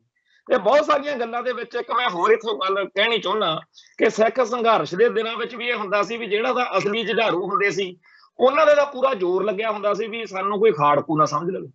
ਉਹ ਤਾਂ ਹਰ ਹਰਬਾ ਵਰਤ ਕੇ ਜਿਸ ਪਰਿਵਾਰ 'ਚ ਉਹਨਾਂ ਨੇ ਰਾਤ ਕੱਟਣੀ, ਠਹਿਰ ਬਣਾਉਣੀ, ਉੱਥੇ ਉਹਨਾਂ ਨੇ ਦੇਖਣਾ ਵੀ ਸਾਨੂੰ ਕੋਈ ਜਿਹੜਾ ਹੈਗਾ ਆਲੇ ਦੁਆਲੇ ਕਿਸੇ ਰਿਸ਼ਤੇਦਾਰ ਨੇ ਨਾ ਇਹਨਾਂ ਦੇ ਘਰ ਆਉਣਾ ਹੋਵੇ, ਕੋਈ ਹੋਰ ਹੋਵੇ ਤੇ ਸਾਡੀ ਕਰਕੇ ਇਹਨਾਂ ਨੂੰ ਤਕਲੀਫ ਨਾ ਹੋਵੇ ਜਿਸ ਘਰ ਨੇ ਸਾਨੂੰ ਸਾਂਭਿਆ। ਸੋ ਖਾੜਕੂ ਲਹਿਰ ਮੌਕੇ ਵੀ ਇਹ ਗੱਲ ਚੱਲਦੀ ਰਹੀ ਕਿ ਜਿਹੜੇ ਅਸਲੀ ਖਾੜਕੂ ਸੀ ਉਹ ਤਾਂ ਪੂਰਾ ਜ਼ੋਰ ਲਾ ਕੇ ਇਹ ਦਿਖਾਵਾ ਕਰਦੇ ਸੀ ਵੀ ਅਸੀਂ ਖਾੜਕੂ ਹੈ ਨਹੀਂ ਗੇ, ਤੇ ਜਿਹੜੇ ਹੁੰਦੇ ਨਹੀਂ ਸੀ ਉਹ ਐਵੇਂ ਟੌਰ ਜੀ ਮਾਰਦੇ ਰਹਿੰਦੇ ਸੀ ਵੀ ਸਾਨੂੰ ਲੋਕ ਖਾੜਕੂ ਸਮਝ ਲੈਣ। ਇਵੇਂ ਹੀ ਅੱਜ ਦੇ ਦੌਰ ਵਿੱਚ ਵਾ ਕਿ ਬਹੁਤ ਸਾਰੇ ਬੰਦੇ ਆਪਦੇ ਆਪ ਨੂੰ ਪੰਥ ਦਾ, ਖਾਲਿਸਤਾਨ ਦਾ ਤੇ ਕੌਮੀ ਜਜ਼ਬਾਤਾਂ ਦਾ ਆਪਦੇ ਆਪ ਨੂੰ ਸਭ ਤੋਂ ਵੱਡਾ ਝੰਡਾ ਬਰਦਾਰ ਦਿਖਾਉਣ ਦੇ ਲਈ ਸੋਸ਼ਲ ਮੀਡੀਆ ਦੇ ਉੱਤੇ ਦਿਖਾਵਾ ਕਰਦੇ ਕਿ ਜੀ ਮੈਂ ਬੜਾ ਖੱਬੀ ਖਾਨ ਆ ਤੇ ਬਾਕੀ ਤਾਂ ਸਾਰੀ ਕੌਮ ਐਵੇਂ ਹੈ, ਬਾਕੀ ਕੌਮ ਝੁੱਡੂਆਂ ਦੀ ਆ ਤੇ ਮੈਂ ਸਭ ਤੋਂ ਵੱਡਾ ਖਾਲਿਸਤਾਨੀ ਆ, ਮੈਂ ਸਭ ਤੋਂ ਵੱਡਾ ਪੰਥਕ ਆ। ਭਾਈ ਸਾਨੂੰ ਲੋੜ ਆ ਬੜੀ ਕੌਮ ਨੂੰ, ਖਾਲਿਸਤਾਨੀਆਂ ਦੀ, ਪੰਥ ਦਰਦੀਆਂ ਦੀ, ਕੌਮ ਦੇ ਲਈ ਲੜਨ ਮਰਨ ਵਾਲਿਆਂ ਦੀ। ਪਰ ਸਾਨੂੰ ਇਹ ਲੋਕ ਨਹੀਂ ਚਾਹੀਦੇ ਜਿਹੜੇ ਬਾਕੀ ਕੌਮ ਦੇ ਲੋਕਾਂ ਨੂੰ, ਜਿਹੜਾ ਕੋਈ 5 ਕਿਲੋ ਭਾਰ ਚੱਕ ਸਕਦਾ ਉਹ ਵੀ ਸਾਡੇ ਲਈ ਸਤਿਕਾਰਯੋਗ ਆ, ਜਿਹੜਾ 50 ਕਿਲੋ ਚੱਕ ਸਕਦਾ ਉਹ ਵੀ। ਸਾਨੂੰ ਤਾਂ ਸਾਰਿਆਂ ਦੀ ਲੋੜ। ਜਿਵੇਂ ਸੰਤ ਗਿਆਨੀ ਜਰਨੈਲ ਸਿੰਘ ਜੀ ਖਾਲਸਾ ਭਿੰਡਰਾਂ ਵਾਲਿਆਂ ਦੀ ਉਹ ਗੱਲ ਕਈ ਵਾਰੀ ਸੁਣਾਉਂਦੇ ਹੁੰਦੇ ਆ ਅਸੀਂ, ਬਈ ਉਹਨਾਂ ਕੋਲੇ ਕੋਈ ਆਇਆ ਤੇ ਉਹ ਬੀਬੀ ਬਾਅਦ ਚ ਕਹੀ ਜਾਵੇ ਬਾਰ-ਬਾਰ ਜੀ ਮੈਂ ਤੁਹਾਡੇ ਕੋਲੇ ਛੱਡ ਕੇ ਜਾਣਾ ਸੀ, ਮੈਂ ਲੈ ਕੇ ਆਈ ਸੀ ਆਪਦੇ ਮੁੰਡੇ ਨੂੰ, ਇੱਥੇ ਤੁਹਾਡੇ ਕੋਲੇ ਸੇਵਾ ਕਰੂਗਾ, ਇਸ ਤਰ੍ਹਾਂ ਕਰੂ। ਉਹ ਕਹਿੰਦੇ ਕੋਈ ਗੱਲ ਨਹੀਂ, ਅਸੀਂ ਲੱਭ ਲਾਂਗੇ, ਮਿਲ ਲਾਂਗੇ, ਤੂੰ ਮਾਤਾ ਲੇਟ ਹੋਣੀ ਆ, ਤੂੰ ਜਾ ਕਰ ਬਸ ਫੜ ਪਿੰਡ ਜਾ ਆਪਣਾ। ਉਹ ਫੇਰ ਕਹੇ ਨਹੀਂ ਜੋ ਇੱਧਰ ਨੂੰ ਗਿਆ ਮੈਂ, ਉਹ ਸੰਤ ਕਹਿੰਦੇ ਕੋਈ ਗੱਲ ਨਹੀਂ ਬਈ ਅਸੀਂ ਦੇਖ ਲਾਂਗੇ, ਅਸੀਂ ਕਿਹੜਾ ਇੱਥੇ ਛਾਤੀ ਤੇ ਕੱਦ ਦੇਖ ਕੇ ਭਰਤੀ ਕਰਨੀ ਆ, ਸਾਡੇ ਕੋਲ ਤਾਂ ਹਰੇਕ ਸਿੰਘ ਲਈ ਕੰਮ ਹੈਗਾ ਤੇ ਹਰੇਕ ਸਿੱਖ ਦੇ ਲਈ ਉਹ ਜਿਹਾ ਅਸੀਂ ਕੰਮ ਲੱਭ ਲਈਦਾ। ਉਹਨਾਂ ਨੇ ਬੜੀ ਲੰਬੀ ਚੌੜੀ ਕਹਾਣੀ ਸੰਤਾਂ ਨੇ ਸੁਣਾਈ। ਉਹ ਉਵੇਂ ਹੀ ਇਸ ਕੌਮ ਦੇ ਵਿੱਚ ਜਦੋਂ ਅਸੀਂ ਆਪਦੇ ਹੱਕਾਂ ਲਈ, ਇਨਸਾਫ ਲਈ ਲੜਨਾ, ਜਦੋਂ ਅਸੀਂ ਆਪਦੀ ਆਜ਼ਾਦੀ ਲਈ ਲੜਨਾ, ਤਾਂ ਹਰੇਕ ਸਿੱਖ ਲਈ ਕੋਈ ਨਾ ਕੋਈ ਭੂਮਿਕਾ, ਕੋਈ ਨਾ ਕੋਈ ਰੋਲ ਹੈਗਾ, ਹਰੇਕ ਬੰਦੇ ਲਈ ਹੈਗਾ। ਪਰ ਇਹ ਕਹਿਣਾ ਕਿ ਬਾਕੀ ਤਾਂ ਸਾਰੇ ਐਵੇਂ ਹੀ ਨੇ ਤੇ ਮੈਂ ਹੀ ਇਕੱਲਾ ਖੱਬੀ ਖਾਨ ਆ, ਇਹ ਕੋਈ ਬਹੁਤ ਵਧੀਆ ਗੱਲ ਨਹੀਂ। ਇੱਕ ਲਕੀਰ ਖਿੱਚੀ ਜਾ ਚੁੱਕੀ ਹੈ, ਜਿਹਦੇ ਵਿੱਚ ਉਸ ਲਕੀਰ ਦੇ ਪਰਲੇ ਪਾਸੇ ਤਾਂ ਸਾਡੇ ਦੁਸ਼ਮਣ, ਪਰ ਉਰਲੇ ਪਾਸੇ ਖੜੇ ਸਿੱਖਾਂ ਦੇ ਵਿੱਚ ਬਹੁਤ ਸਾਰੇ ਮਤਭੇਦ ਵਖਰੇਵੇਂ ਸੁਭਾਵਿਕ ਆ। ਪਰ ਸਾਡੇ ਲਈ ਇਹ ਜ਼ਰੂਰੀ ਆ ਕਿ ਜਿਹੜਾ ਸਾਡੇ ਵਾਲੇ ਪਾਸੇ ਖੜਾ ਉਹ ਸਾਡਾ ਆ, ਉਹ ਆਪਣਾ ਬੰਦਾ। ਜੇਕਰ ਉਹਦੀ ਕਿਸੇ ਗੱਲ ਨਾਲ ਅਸਹਿਮਤੀ ਆ ਤਾਂ ਉਹਦੀ ਅਸਹਿਮਤੀ, ਉਹਦੇ ਨਾਲ ਵਖਰੇਵਾਂ ਸਾਡਾ ਹੋਰ ਤਰੀਕੇ ਦਾ ਉੱਥੇ ਪ੍ਰਤੀਕਿਰਿਆ ਹੋਊਗੀ। ਜਿਹੜਾ ਕੰਧ ਤੋਂ ਬਿਲਕੁਲ ਪਾਰ ਖੜਾ ਉਹਦੇ ਪ੍ਰਤੀ ਸਾਡੇ ਨਜ਼ਰੀਏ ਵਿੱਚ ਫਰਕ ਹੋਰ ਤਰ੍ਹਾਂ ਦਾ ਹੋਊਗਾ। ਸੋ ਅਸੀਂ ਇਹ ਮਤ ਸਾਰੇ ਜਾਣੇ ਲਈਏ ਕਿ ਧੀਰਜ ਨਾਲ, ਠਰਮੇ ਨਾਲ ਵਿਚਾਰਿਆ ਕਰੀਏ। ਜਿਹੜਾ ਲਕੀਰ ਦੇ ਉਰਲੇ ਪਾਸੇ ਖੜਾ, ਜਿਹੜਾ ਸਾਡਾ ਵਾ, ਜੇਕਰ ਉਹਦੀ ਕਿਸੇ ਗੱਲ ਨਾਲ ਅਸਹਿਮਤੀ ਹੈ, 100% ਅਸਹਿਮਤੀ ਹੈ, ਤਾਂ ਵੀ ਸਾਡੇ ਸ਼ਬਦ ਜਿਹੜੇ ਆ ਉਹ ਸਲੀਕੇ ਵਾਲੇ ਹੋਣੇ ਚਾਹੀਦੇ। ਘੱਟੋ ਘੱਟ ਇੰਨਾ ਕੁ ਤਾਂ ਖਿਆਲ ਰੱਖੀਏ ਕਿ ਤਹਿਜ਼ੀਬ ਦਾ ਪੱਲਾ ਨਹੀਂ ਛੱਡਣਾ। ਸਾਡੀ ਕੌਮ ਦੇ ਮਸਲਿਆਂ ਦੇ ਲਈ ਸਾਡੇ ਵਾਂਗੂ ਹੀ ਜਿਹੜਾ ਨਹੀਂ ਸੋਚਦਾ, ਜਾਂ ਥੋੜਾ ਜਿਹਾ ਫਰਕ ਵਾ, 100% ਵੀ ਫਰਕ ਵਾ ਸਾਡਾ ਤੇ ਉਹਦਾ, ਤਾਂ ਵੀ ਸਾਨੂੰ ਆਪਦੇ ਸ਼ਬਦ ਸਹੀ ਚੁਣਨੇ ਪੈਣਗੇ। ਜਿਹੜਾ ਕੁਝ ਅੱਜ ਕੱਲ ਚੱਲ ਰਿਹਾ, ਜਿਵੇਂ ਮੈਂ ਪਹਿਲਾਂ ਕਹਿ ਕੇ ਹਟਿਆ ਕਿ ਸਾਨੂੰ ਤਾਂ ਪਤਾ ਹੀ ਨਹੀਂ ਹੋਣਾ ਹੈਗਾ ਕਿ ਸੋਸ਼ਲ ਮੀਡੀਆ ਤੇ YouTube ਚੈਨਲ ਵਾਲੇ ਨੇ ਸਾਡੇ ਹੀ ਕਿਸੇ ਭਰਾ ਦੀ ਵੀਡੀਓ ਇੰਟਰਵਿਊ ਚੋਂ ਕੱਢ ਕੇ ਸ਼ਬਦਾਂ ਦੀ ਮਨਮਰਜ਼ੀ ਦੇ ਅਰਥ, ਔਰ ਇੰਨੀ ਬਿਮਾਰੀ ਆ ਇਹ YouTube ਚੈਨਲਾਂ ਵਾਲਿਆਂ ਨੇ ਜਿਸ ਤਰੀਕੇ ਨਾਲ ਪਿਛਲੇ ਸਮੇਂ 'ਚ ਕੀਤਾ, ਔਰ ਉਹਨਾਂ ਨੂੰ ਤਾਂ ਆਪਦੇ ਵਿਊ ਟਿੱਕਰ ਮਤਲਬ ਉੱਤੇ ਉਹ ਇਹੋ ਜਿਹੀ ਗੱਲ ਲਿਖਦੇ ਆ ਵੀ ਬੰਦਾ ਪੜ੍ਹ ਕੇ ਇੱਕਦਮ ਸਖਤੇ 'ਚ ਆ ਜਾਂਦਾ ਵੀ ਹੈ ਆਹ ਗੱਲ ਹੋ ਗਈ, ਤੇ ਜਦੋਂ ਵਿੱਚ ਦੇਖੀ ਦੇ ਵਿੱਚ ਉਹਦੇ ਉਹੋ ਜਿਹੀ ਗੱਲ ਹੁੰਦੀ ਵੀ ਨਹੀਂ। ਪਰ ਉਸ ਆਗੂ ਦਾ, ਉਸ ਸ਼ਖਸੀਅਤ ਦਾ, ਜਾਂ ਉਸ ਜਥੇਬੰਦੀ ਦਾ ਲੋਕਾਂ ਦੇ ਵਿੱਚ ਰਹਿੰਦਾ ਕੱਖ ਨਹੀਂ, ਕਿਉਂਕਿ ਉਦੋਂ ਤੱਕ ਦਾ ਨੁਕਸਾਨ ਹੋ ਚੁੱਕਿਆ ਹੁੰਦਾ, ਫਿਰ ਬੰਦਾ ਸਪਸ਼ਟੀਕਰਨ ਦਿੰਦਾ ਮਰ ਜਾਂਦਾ। ਪਿਛਲੇ 15 ਦਿਨ ਦੇ ਵਿੱਚ ਬਹੁਤ ਸਾਰੀਆਂ ਇਹੋ ਜਿਹੀਆਂ ਗੱਲਾਂ ਸਾਡੇ ਸਾਹਮਣੇ ਆਈਆਂ। ਜੇ ਇੱਥੇ ਬੋਲਣ ਬਹਿ ਜਾਈਏ ਤਾਂ ਮੈਨੂੰ ਲੱਗਦਾ 3 ਘੰਟੇ ਕਿਸੇ ਇਸੇ ਗੱਲ ਤੇ ਲੱਗ ਜਾਣਗੇ ਕਿ ਆਹ ਗੱਲ ਉਹਨੇ ਕਹੀ ਆ, ਆਹ ਇਉਂ ਨਹੀਂ ਕਹੀ, ਕਹੀ ਜ਼ਰੂਰ ਆ, ਜਾਂ ਆਹ ਗੱਲ ਤਾਂ ਬਿਲਕੁਲ ਨਹੀਂ ਕਹੀ। ਉਹ ਬੰਦੇ ਵਿਚਾਰੇ ਸਾਨੂੰ ਇੱਥੇ ਫੋਨ ਕਰਕੇ ਜਾਂ ਸਾਡੇ ਵਰਗਿਆਂ ਨੂੰ ਕਹਿ ਕੇ ਦੱਸਦੇ ਮਰ ਜਾਂਦੇ ਆ ਕਿ ਜੇ ਠੀਕ ਆ, ਮੈਂ ਤੁਹਾਡੇ ਨਾਲ ਇਸ ਗੱਲ ਦੇ ਉੱਤੇ ਅਸਹਿਮਤ ਹਾਂ, ਪਰ ਮੈਂ ਆਹ ਗੱਲ ਐ ਨਹੀਂ ਕਹੀ। ਹੁਣ ਇਸ ਗੱਲ ਦੇ ਉੱਤੇ ਮੈਂ ਅੱਜ ਇਸ ਪ੍ਰੋਗਰਾਮ ਦੇ ਰਾਹੀਂ ਸਾਰੇ ਸਰੋਤਿਆਂ ਨੂੰ ਹੱਥ ਬੰਨ੍ਹ ਕੇ ਬੇਨਤੀ ਕਰਦਾ ਕਿ ਲਾਈ ਲੱਗ ਪੁਣਾ ਤਿਆਗੀ। ਆਪਾਂ ਆਪਦੀ ਰਾਏ ਬਣਾਉਣ ਤੋਂ ਪਹਿਲਾਂ ਪੂਰੀ ਤਰ੍ਹਾਂ ਗਾਂਹ ਵਾਲੇ ਬੰਦੇ ਦੀ ਗੱਲ ਪੂਰੀ ਸੁਣਿਆ ਕਰੀਏ। ਗੱਲ ਪੂਰੀ ਸੁਣਦੇ ਨਹੀਂ ਤੇ ਨਾ ਸਮਝਣ ਦਾ ਯਤਨ ਕਰਦੇ ਆ, ਤੇ YouTube ਚੈਨਲਾਂ ਦੇ ਮਗਰ ਲੱਗ ਕੇ ਆਪਾਂ ਆਪਦੀ ਕੌਮ ਦੇ ਸੱਚੇ ਸੁੱਚੇ ਗੁਰਸਿੱਖਾਂ ਨੂੰ, ਜਿਨ੍ਹਾਂ ਨੇ ਪੰਥ ਲਈ, ਕੌਮ ਲਈ ਪਹਿਲਾਂ ਵੀ ਕੁਰਬਾਨੀਆਂ ਕੀਤੀਆਂ, ਜਿਹੜੇ ਅੱਜ ਵੀ ਕੌਮ ਦੀ ਸੇਵਾ 'ਚ ਹਾਜ਼ਰ ਨੇ, ਉਹਨਾਂ ਨੂੰ ਆਪ ਹੀ ਆਪਾਂ ਨਿੰਦੀ ਭੰਡੀ ਜਾਈਏ। ਇਹ ਕਿੱਧਰਲੀ ਸਿਆਣਪ? ਹਾਂ, ਉਹਨਾਂ ਨਾਲ ਅਸਹਿਮਤ ਹੋਇਆ ਜਾ ਸਕਦਾ। ਮੈਂ ਇੱਥੇ ਅੱਜ ਦੇ ਇਸ ਪ੍ਰੋਗਰਾਮ ਦੇ ਵਿੱਚ ਇਹ ਗੱਲ ਦੱਸਣਾ ਚਾਹੁੰਦਾ ਕਿ ਮੈਂ ਇੱਥੇ ਭਾਈ ਦਲਜੀਤ ਸਿੰਘ ਬਿੱਟੂ, ਭਾਈ ਦਇਆ ਸਿੰਘ ਲਾਹੌਰੀਆ, ਭਾਈ ਹਰਨੇਕ ਸਿੰਘ ਭੱਪ, ਭਾਈ ਪ੍ਰੋਫੈਸਰ ਦਵਿੰਦਰਪਾਲ ਸਿੰਘ ਭੁੱਲਰ, ਭਾਈ ਹਰਚਰਨਜੀਤ ਸਿੰਘ ਧਾਮੀ ਜੀ, ਭਾਈ ਕੰਵਰਪਾਲ ਸਿੰਘ ਜੀ, ਹੋਰ ਬਹੁਤ ਇਹੋ ਜਿਹੇ ਸਾਤੋਂ ਸੀਨੀਅਰ ਛੋਟੇ ਵੱਡੇ ਭੈਣ ਭਰਾ ਨੇ ਜਿਨ੍ਹਾਂ ਨੇ ਕੌਮ ਦੇ ਸੰਘਰਸ਼ ਵਿੱਚ ਸੇਵਾ ਕੀਤੀ ਤੇ ਅੱਜ ਵੀ ਜ਼ਿੰਮੇਵਾਰੀਆਂ ਨਿਭਾ ਰਹੇ ਨੇ। ਉਹਨਾਂ ਸਾਰਿਆਂ ਨਾਲ ਹੀ ਕਿਸੇ ਨਾ ਕਿਸੇ ਗੱਲ ਦੇ ਉੱਤੇ ਮੇਰਾ ਮਤਲਬ ਉਹਨਾਂ ਨਾਲ ਤਕਰਾਰ ਹੋ ਜਾਂਦਾ, ਬਹਿਸੀ ਦਾ, ਲੜੀ ਦਾ। ਤੁਸੀਂ ਆਹ ਗੱਲ ਐਂ ਕਹੀ, ਐ ਨਹੀਂ ਸੀ, ਐਂ ਕਾਹਤੋਂ ਕਿਹਾ, ਉਹ ਕਿਹਾ। ਪਰ ਉਹ ਵੀ ਆਪਦਾ ਪੂਰਾ ਮੈਨੂੰ ਟਾਈਮ ਦਿੰਦੇ ਆ, ਸਪਸ਼ਟੀਕਰਨ ਦੇਣਗੇ, ਗੱਲ ਸਮਝਾਉਣਗੇ ਕਿ ਤੂੰ ਗਲਤ ਸਮਝ ਗਿਆ, ਐ ਨਹੀਂ ਸੀ, ਐਂ ਕਿਹਾ ਸੀ। ਜਦੋਂ ਇਹ ਗੱਲਾਂ ਹੋ ਜਾਂਦੀਆਂ ਨੇ ਤਾਂ ਮਨ ਵਿੱਚ ਉਹਨਾਂ ਪ੍ਰਤੀ ਸਤਿਕਾਰ ਹੋਰ ਵੱਧਦਾ। ਮੈਂ ਇਹ ਗੱਲ ਤਾਂ ਦੱਸ ਰਿਹਾ ਕਿ ਸਾਡੇ ਬਹੁਤ ਸਾਰੇ ਸੱਜਣ ਮਿੱਤਰ ਜਿਹੜੇ ਦੂਰ ਬੈਠੇ, ਉਹ ਕੀ ਕਰਦੇ ਆ ਵੀ ਉਹ ਪੂਰੀ ਗੱਲ ਸਮਝ ਨਹੀਂ ਆਈ ਹੁੰਦੀ ਤੇ ਆਪਦੀ ਮਨਮਰਜ਼ੀ ਦੇ ਅਰਥ ਕੱਢ ਕੇ ਕਿਸੇ ਸ਼ਖਸੀਅਤ ਦੇ ਬਾਰੇ ਨਾਂਹਵਾਚਕ ਰਾਏ ਬਣਾ ਦਿੰਦੇ। ਉਹਦੇ ਨਾਲ ਬਹੁਤ ਜ਼ਿਆਦਾ ਨੁਕਸਾਨ ਹੋ ਰਿਹਾ। ਇਸ ਵੇਲੇ ਜਿਸ ਤਰੀਕੇ ਦੇ ਸਾਧਨ ਸਰਕਾਰਾਂ ਕੋਲੇ ਅੱਜ ਹੈਗੀਆਂ, ਐਪ ਆ ਚੁੱਕੀਆਂ ਨੇ। ਥੋੜੇ ਦਿਨ ਪਹਿਲਾਂ ਭਾਈ ਅਮਰਤਪਾਲ ਸਿੰਘ ਵਾਲੀ ਜਦੋਂ ਵੀਡੀਓ ਆਈ, ਉਦੋਂ ਬੱਚਿਆਂ ਨੇ ਉਹ ਐਪ ਚੜਾ ਕੇ ਦਿਖਾਈ ਵੀ ਆਹ ਦੇਖੋ ਜੀ, ਇਹਦੇ ਫੋਟੋ ਵਿੱਚ ਜਿਹਦੀ ਮਰਜ਼ੀ ਫੋਟੋ ਵਿੱਚ ਕਰ ਦੋ ਫਿੱਟ, ਇਹਦੇ ਉਹੀ ਬੰਦਾ ਬਣ ਜਾਂਦਾ, ਆਵਾਜ਼ ਵੀ ਕਿਸੇ ਦੀ ਕੱਢੀ ਜਾ ਸਕਦੀ। ਸੋ ਜਿਹੋ ਜਿਹਾ ਅੱਜ ਦਾ ਮਾਹੌਲ ਆ, ਇਹਦੇ ਵਿੱਚ ਤਾਂ ਸਾਡੀ ਕੌਮ ਦੇ ਕਿਸੇ ਵੀ ਸ਼ਖਸੀਅਤ ਦਾ ਜਿਹੜਾ ਹੈਗਾ ਸਾਡੇ ਕੋਲੋਂ ਘਾਣ ਕਰਵਾਇਆ ਜਾ ਸਕਦਾ। ਤੇ ਜੇ ਅਸੀਂ ਐਵੇਂ ਹੀ YouTube ਚੈਨਲਾਂ ਦੇ ਮਗਰ ਲੱਗ ਕੇ ਕੌਮ ਦੇ ਸੰਘਰਸ਼ ਦੇ ਫੈਸਲੇ ਕਰਨ ਬਹਿ ਜਾਈਏ, ਜੇ ਅਸੀਂ ਆਪਦੀਆਂ ਆਗੂ ਸ਼ਖਸੀਅਤਾਂ ਤੇ ਜਥੇਬੰਦੀਆਂ ਬਾਰੇ ਉਹਨਾਂ ਨੂੰ ਡਾਇਰੈਕਟ ਸਵਾਲ ਪੁੱਛੇ ਤੋਂ ਬਗੈਰ ਆਪ ਹੀ ਉਹਨਾਂ ਦੀ YouTube ਚੈਨਲਾਂ ਦੇ ਮਗਰ ਲੱਗ ਕੇ ਫੈਸਲੇ ਕਰਨ ਬਹਿ ਜਾਈਏ ਤਾਂ ਬਹੁਤ ਖਤਾ ਖਾਵਾਂਗੇ, ਬਹੁਤ ਮਾੜਾ ਹੋ ਸਾਡੇ ਨਾਲ। ਉਹ ਮੈਂ ਅੱਜ ਦੇ ਇਸ ਪ੍ਰੋਗਰਾਮ ਦਾ ਜਿਹੜਾ ਮੇਨ ਲਾਈਨ ਜਾਂ ਜਿੱਥੇ ਮੈਂ ਖੜਾਉਣਾ ਚਾਹੁੰਦਾ ਗੱਲ ਨੂੰ, ਉਹ ਇਹੀ ਆ ਕਿ ਦੇਖਿਓ ਕਿਤੇ ਹਮੇਸ਼ਾ ਚੁਕੰਨੇ ਰਹੀਏ, ਸਾਵਧਾਨ ਰਹੀਏ। ਆਪਦੀ ਧਿਰ ਦੇ ਨਾਲ ਆਪਦੇ ਬੰਦਿਆਂ ਨਾਲ ਅਸਹਿਮਤੀ ਹੋਣੀ ਕੋਈ ਗੁਨਾਹ ਨਹੀਂ। ਜੇਕਰ ਭਾਈ ਦਲਜੀਤ ਸਿੰਘ ਜਾਂ ਕਿਸੇ ਹੋਰ ਜੁਝਾਰੂ ਲਹਿਰ ਦੇ ਆਗੂ ਰਹੇ ਸੱਜਣ ਨਾਲ, ਭਾਈ ਨਰੈਣ ਸਿੰਘ ਚੌੜੇ ਨਾਲ, ABCD ਕਿਸੇ ਨਾਲ ਵੀ ਜੇਕਰ ਆਪਣੇ ਵਿਚਾਰਾਂ ਦਾ ਤਾਲਮੇਲ ਨਹੀਂ ਹੈ, ਉਹ ਕੋਈ ਮਾੜੀ ਗੱਲ ਨਹੀਂ, ਇਹ ਤਾਂ ਸੁਭਾਵਿਕ ਗੱਲ ਹੈ ਵੀ ਉਹਨਾਂ ਨੇ ਆਹ ਗੱਲ ਇਉਂ ਕਾਹਤੋਂ ਕਹੀ। ਪਰ ਇੰਨੀ ਗੱਲ ਦੇ ਨਾਲ ਉਹਨਾਂ ਨੂੰ ਆਪਾਂ ਸਟੇਟ ਦੇ ਕਰਿੰਦੇ ਦੱਸੀਏ, ਸਟੇਟ ਦੇ ਬੰਦੇ ਦੱਸੀਏ, ਇਹ ਗੱਲ ਬਹੁਤ ਜ਼ਿਆਦਾ ਭੈੜੀ ਹੋ। ਸਾਨੂੰ ਪੂਰਾ ਇਸ ਗੱਲ ਦਾ ਖਦਸ਼ਾ ਆਇਆ। ਮੈਂ ਸਰੋਤਿਆਂ ਨੂੰ ਹੱਥ ਬੰਨ੍ਹ ਕੇ ਬੇਨਤੀ ਕਰਦਾ ਕਿ ਬਚਿਓ। ਸਾਡੀ ਹੀ ਕੌਮ ਦੇ ਉਹ ਸਾਰੇ ਸੂਰ ਨੇ ਜਿਨ੍ਹਾਂ ਨੇ ਇੰਡੀਅਨ ਸਟੇਟ ਦੇ ਨਾਲ ਡਟ ਕੇ ਟੱਕਰ ਲਈ ਤੇ ਉਸ ਸਿਧਾਂਤ ਨੂੰ, ਉਸ ਸੰਘਰਸ਼ ਨੂੰ ਜਿਉਂਦਾ ਰੱਖਿਆ ਜਿਹੜਾ ਗੁਰੂ ਨਾਨਕ ਪਾਤਸ਼ਾਹ ਤੋਂ ਸ਼ੁਰੂ ਹੋਇਆ, ਜਿਹੜਾ ਅੱਜ ਤੱਕ ਬੁਲੰਦ ਹੈ। ਉਹਨਾਂ ਸ਼ਖਸੀਅਤਾਂ ਦੇ ਖਿਲਾਫ ਅੱਜ ਦੀ ਨਵੀਂ ਪੀੜ੍ਹੀ ਨੂੰ ਕਰਨ ਦੇ ਲਈ, ਉਹਨਾਂ ਦੇ ਮਨਾਂ 'ਚ ਨਫ਼ਰਤ ਤੇ ਜ਼ਹਿਰ ਭਰਨ ਦੇ ਲਈ ਜਿਸ ਤਰੀਕੇ ਦੀਆਂ ਚਾਲਾਂ ਚੱਲੀਆਂ ਜਾ ਰਹੀਆਂ ਨੇ, ਇਹਨਾਂ ਤੋਂ ਸੁਚੇਤ ਹੋਣ ਦਾ ਵੇਲਾ।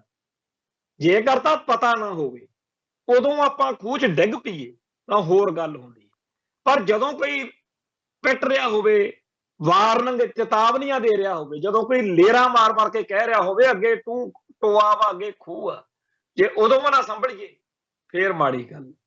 ਸੋ ਇਸ ਮੌਕੇ ਮੈਂ ਫੇਰ ਕਹਿਣਾ ਕਿ ਸਾਡੀ ਕੌਮ ਦਾ ਸੰਘਰਸ਼ ਬੜਾ ਬੈਲ ਵੇਲੇ ਬੜੇ ਔਖੇ ਭਾਰੇ ਟਾਈਮ ਦੇਖਦਾ ਦਿਖਾਉਂਦਾ ਅੱਜ ਵਾਲੇ ਹਾਲਾਤ ਵਿੱਚ ਆਇਆ ਤੇ ਸਾਫ਼ ਦਿਖ ਰਿਹਾ ਕਿ ਸਟੇਟ ਜਿਹੜੀ ਆ ਉਹਨੇ ਕੋਈ ਕਸਰ ਨਹੀਂ ਛੱਡਣੀ, ਪਰ ਸਾਡੇ ਉੱਤੇ ਬਹੁਤ ਭਾਰੀ ਜ਼ਿੰਮੇਵਾਰੀਆਂ ਨੇ। ਇਹ ਜਿਹੜਾ ਇੱਕਦਮ ਜਜ਼ਬਾਤੀ ਜੇ ਹੋ ਕੇ ਫੱਟੇ ਚੱਕ ਦਿਓ ਵਾਲਾ ਸਟਾਈਲ ਆ ਜਾਂ ਰਗੜ ਦਿਆਂਗੇ, ਪਹਿਲਾਂ ਆਪਾਂ ਆਪ ਦਾ ਦੇਖੀਏ। ਇੱਕ ਸਾਡੇ ਬਜ਼ੁਰਗ ਸਿੱਖ ਸੰਘਰਸ਼ ਦੇ ਯੋਧੇ ਹੈਗੇ ਆ ਪੁਰਾਣੇ ਵਿਚਾਰੇ, ਉਹਨਾਂ ਨੇ ਇੱਕ ਦਿਨ ਗੱਲ ਚੱਲੀ, ਉਹ ਕਹਿੰਦੇ ਘਮਾਣ ਮੰਨ ਲਓ ਆਪਾਂ ਨੂੰ 100 ਰੁਪਏ ਦੀ ਲੋੜ ਹੋਵੇ, ਰੁਪਈਏ ਆਪਣੇ ਕੋਲੇ ਉਦੋਂ 3 ਸੀ ਤੇ ਆਪਾਂ ਰੌਲਾ ਗੋਲਾ ਪਾ ਕੇ ਮਿਹਨਤ ਮਸ਼ੱਕਤ ਕਰਕੇ 30 ਰੁਪਏ ਹੱਥ 'ਚ ਕਰ ਲਏ। ਆਪਣੇ ਨੌਜਵਾਨ ਬੱਚੇ ਤਾਂ ਕਹਿੰਦੇ ਆ ਹੁਣ 30 ਰੁਪਏ ਹੋ ਗਏ, ਚੱਕ ਦਿਓ ਫੱਟੇ। ਤੇ ਆਪਾਂ ਉਹਨਾਂ ਨੂੰ ਬਜ਼ੁਰਗ ਪੀੜ੍ਹੀ ਕਹਿ ਰਹੇ ਆ ਹਜੇ ਆਪਾਂ ਨੂੰ 70 ਰੁਪਏ ਹੋਰ ਚਾਹੀਦੇ ਆ। ਜਦੋਂ 100 ਰੁਪਏ ਹੋ ਗਏ ਉਦੋਂ ਆਪਾਂ ਕੋਈ ਗੱਲ ਕਰ ਜੋਗੇ ਹੋਵਾਂਗੇ। ਮਿਹਨਤ ਕਰੋ, ਜਾਗਦੇ ਰੱਖੋ ਆਪਦੇ ਆਪ ਨੂੰ, ਅਜੇ ਗੱਲ ਉੱਥੇ ਨਹੀਂ ਆਈ। ਮੈਨੂੰ ਬੜਾ ਵਧੀਆ ਲੱਗਿਆ ਉਸ ਬਜ਼ੁਰਗ ਦਾ, ਮੇਰੇ ਮਨ 'ਚ ਖਿਆਲ ਚੱਲਿਆ ਕਿ ਵਾਕਿਆ ਹੀ ਇਸ ਵੇਲੇ ਸਾਡੀ ਕੌਮ ਦਾ, ਸਾਡੇ ਸੰਘਰਸ਼ ਦਾ ਦੁਨੀਆ ਭਰ ਦੇ ਵਿੱਚ ਸਤਿਕਾਰ ਵੱਧ ਰਿਹਾ, ਸਾਡੀ ਪ੍ਰਵਾਨਗੀ ਵੱਧ ਰਹੀ ਹੈ। ਇੱਥੋਂ ਤੱਕ ਕਿ ਆਸਟ੍ਰੇਲੀਆ 'ਚ ਜਿਵੇਂ ਹੋਇਆ, ਜਿਵੇਂ ਕੈਨੇਡਾ 'ਚ ਹੋਇਆ, ਕਈ ਥਾਵਾਂ ਤੇ ਹੋਰਾਂ ਤੇ ਵੀ ਪਤਾ ਲੱਗ ਰਿਹਾ ਕਿ ਇੰਡੀਅਨ ਸਟੇਟ ਆਪਦੇ ਕਰਿੰਦਿਆਂ ਰਾਹੀਂ ਉੱਥੇ ਪੁੱਠੀਆਂ ਸਿੱਧੀਆਂ ਹਰਕਤਾਂ ਕਰਾ ਕੇ ਕਹਿ ਰਹੀ ਆ ਕਿ ਇਹ ਖਾਲਿਸਤਾਨੀਆਂ ਦਾ ਕੰਮ ਹੈ, ਇਹ ਸਿੱਖਾਂ ਦਾ ਕੰਮ, ਜਦੋਂ ਕਿ ਆਪਦੇ ਬੰਦੇ ਉਹਨਾਂ ਦੇ ਫੜੇ ਵੀ ਜਾਂਦੇ ਆ। ਜਿਵੇਂ ਉੱਥੇ ਮੰਦਿਰ ਦੇ ਉੱਤੇ ਗੜਬੜ ਕਰਦੇ ਆਸਟ੍ਰੇਲੀਆ 'ਚ ਬੰਦੇ ਫੜੇ ਆ, ਕੈਨੇਡਾ 'ਚ ਵੀ ਇਦਾਂ ਦਾ ਮਾਮਲਾ ਸਾਹਮਣੇ ਆਇਆ ਸੀ। ਹੁਣ ਇਹਦਾ ਭਾਵ ਅਰਥ ਇਹ ਆ ਕਿ ਦਿਨੋਂ ਦਿਨ ਗੱਲ ਜਿਹੜੀ ਆ ਉਹ ਵੱਡੀ ਹੁੰਦੀ ਜਾ ਰਹੀ।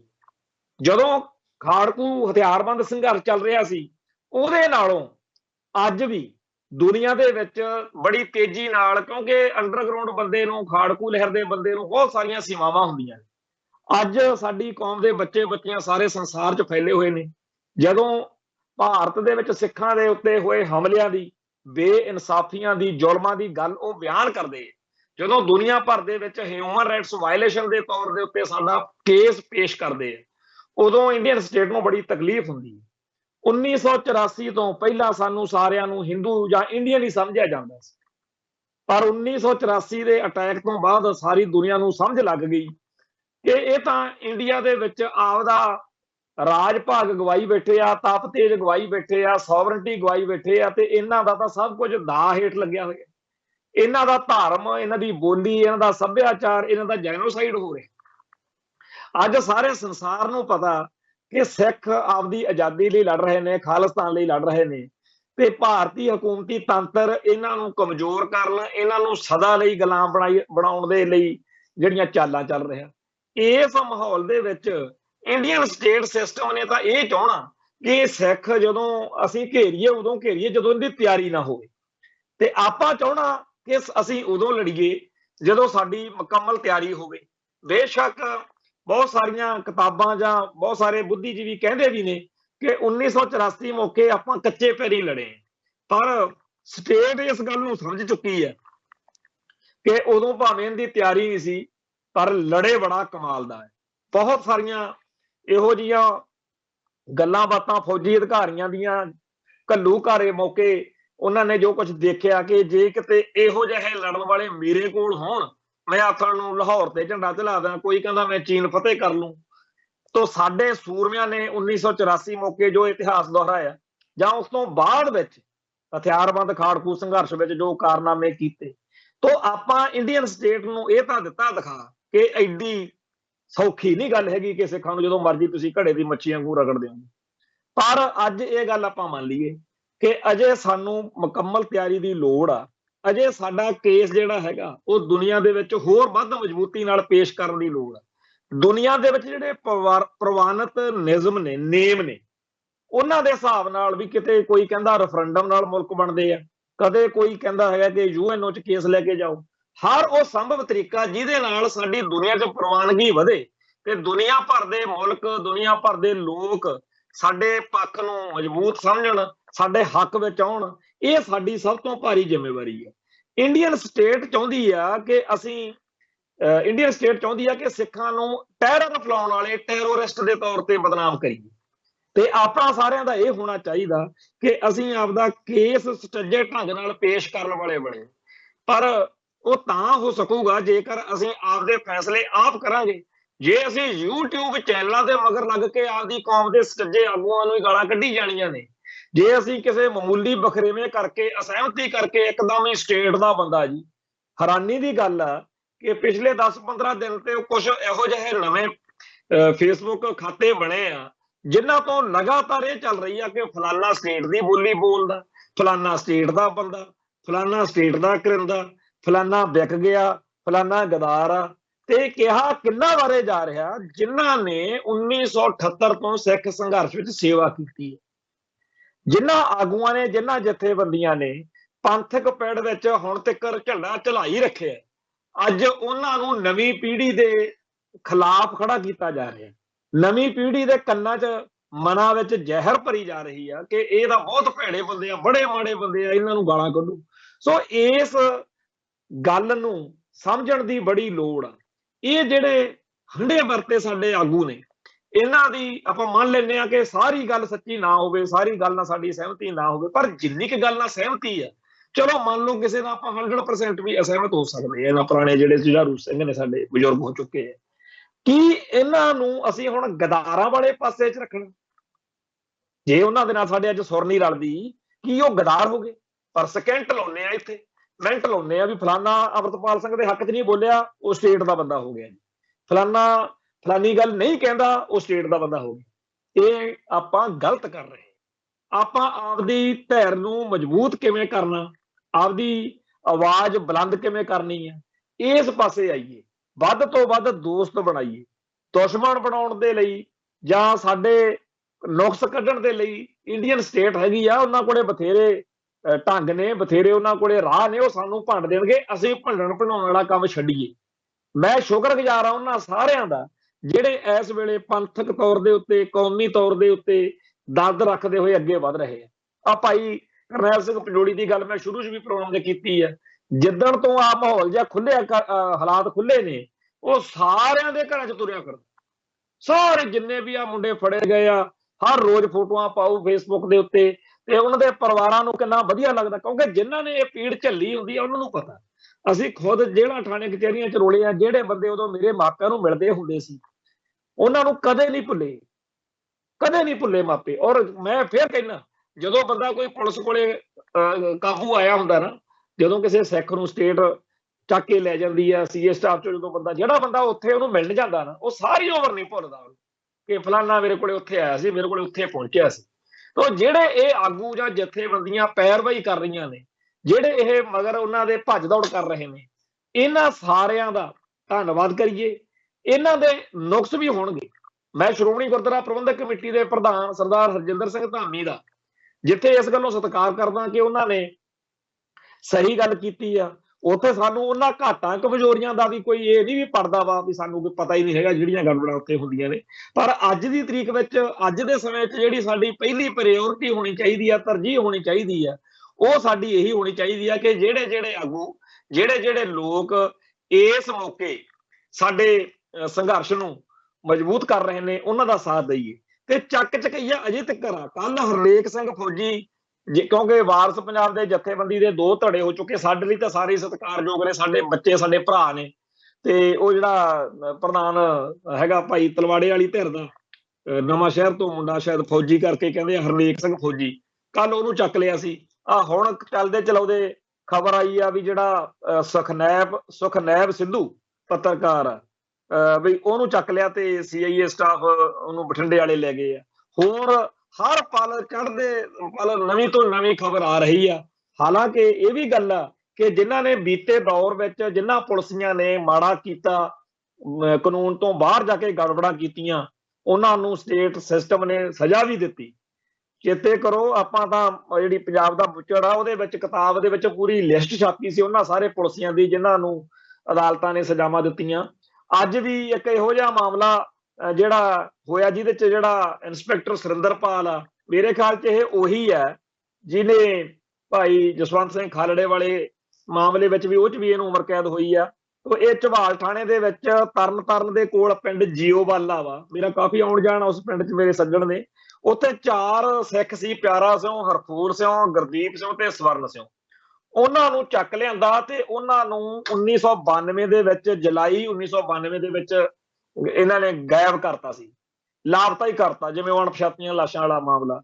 ਉਹਦੇ ਵਿੱਚ ਅੱਜ ਕੇਸ ਦਾ ਫੈਸਲਾ ਸੁਣਾਇਆ ਗਿਆ ਤੇ ਉਹਨਾਂ ਨੂੰ ਜਿਹੜੀ ਸਜ਼ਾ ਉਹ 10 ਸਾਲ ਬਾਮਸ਼ੁਕਤ ਸਜ਼ਾ ਜਿਹੜੀ ਆ ਉਹ ਸੁਣਾਈ ਗਈ ਆ।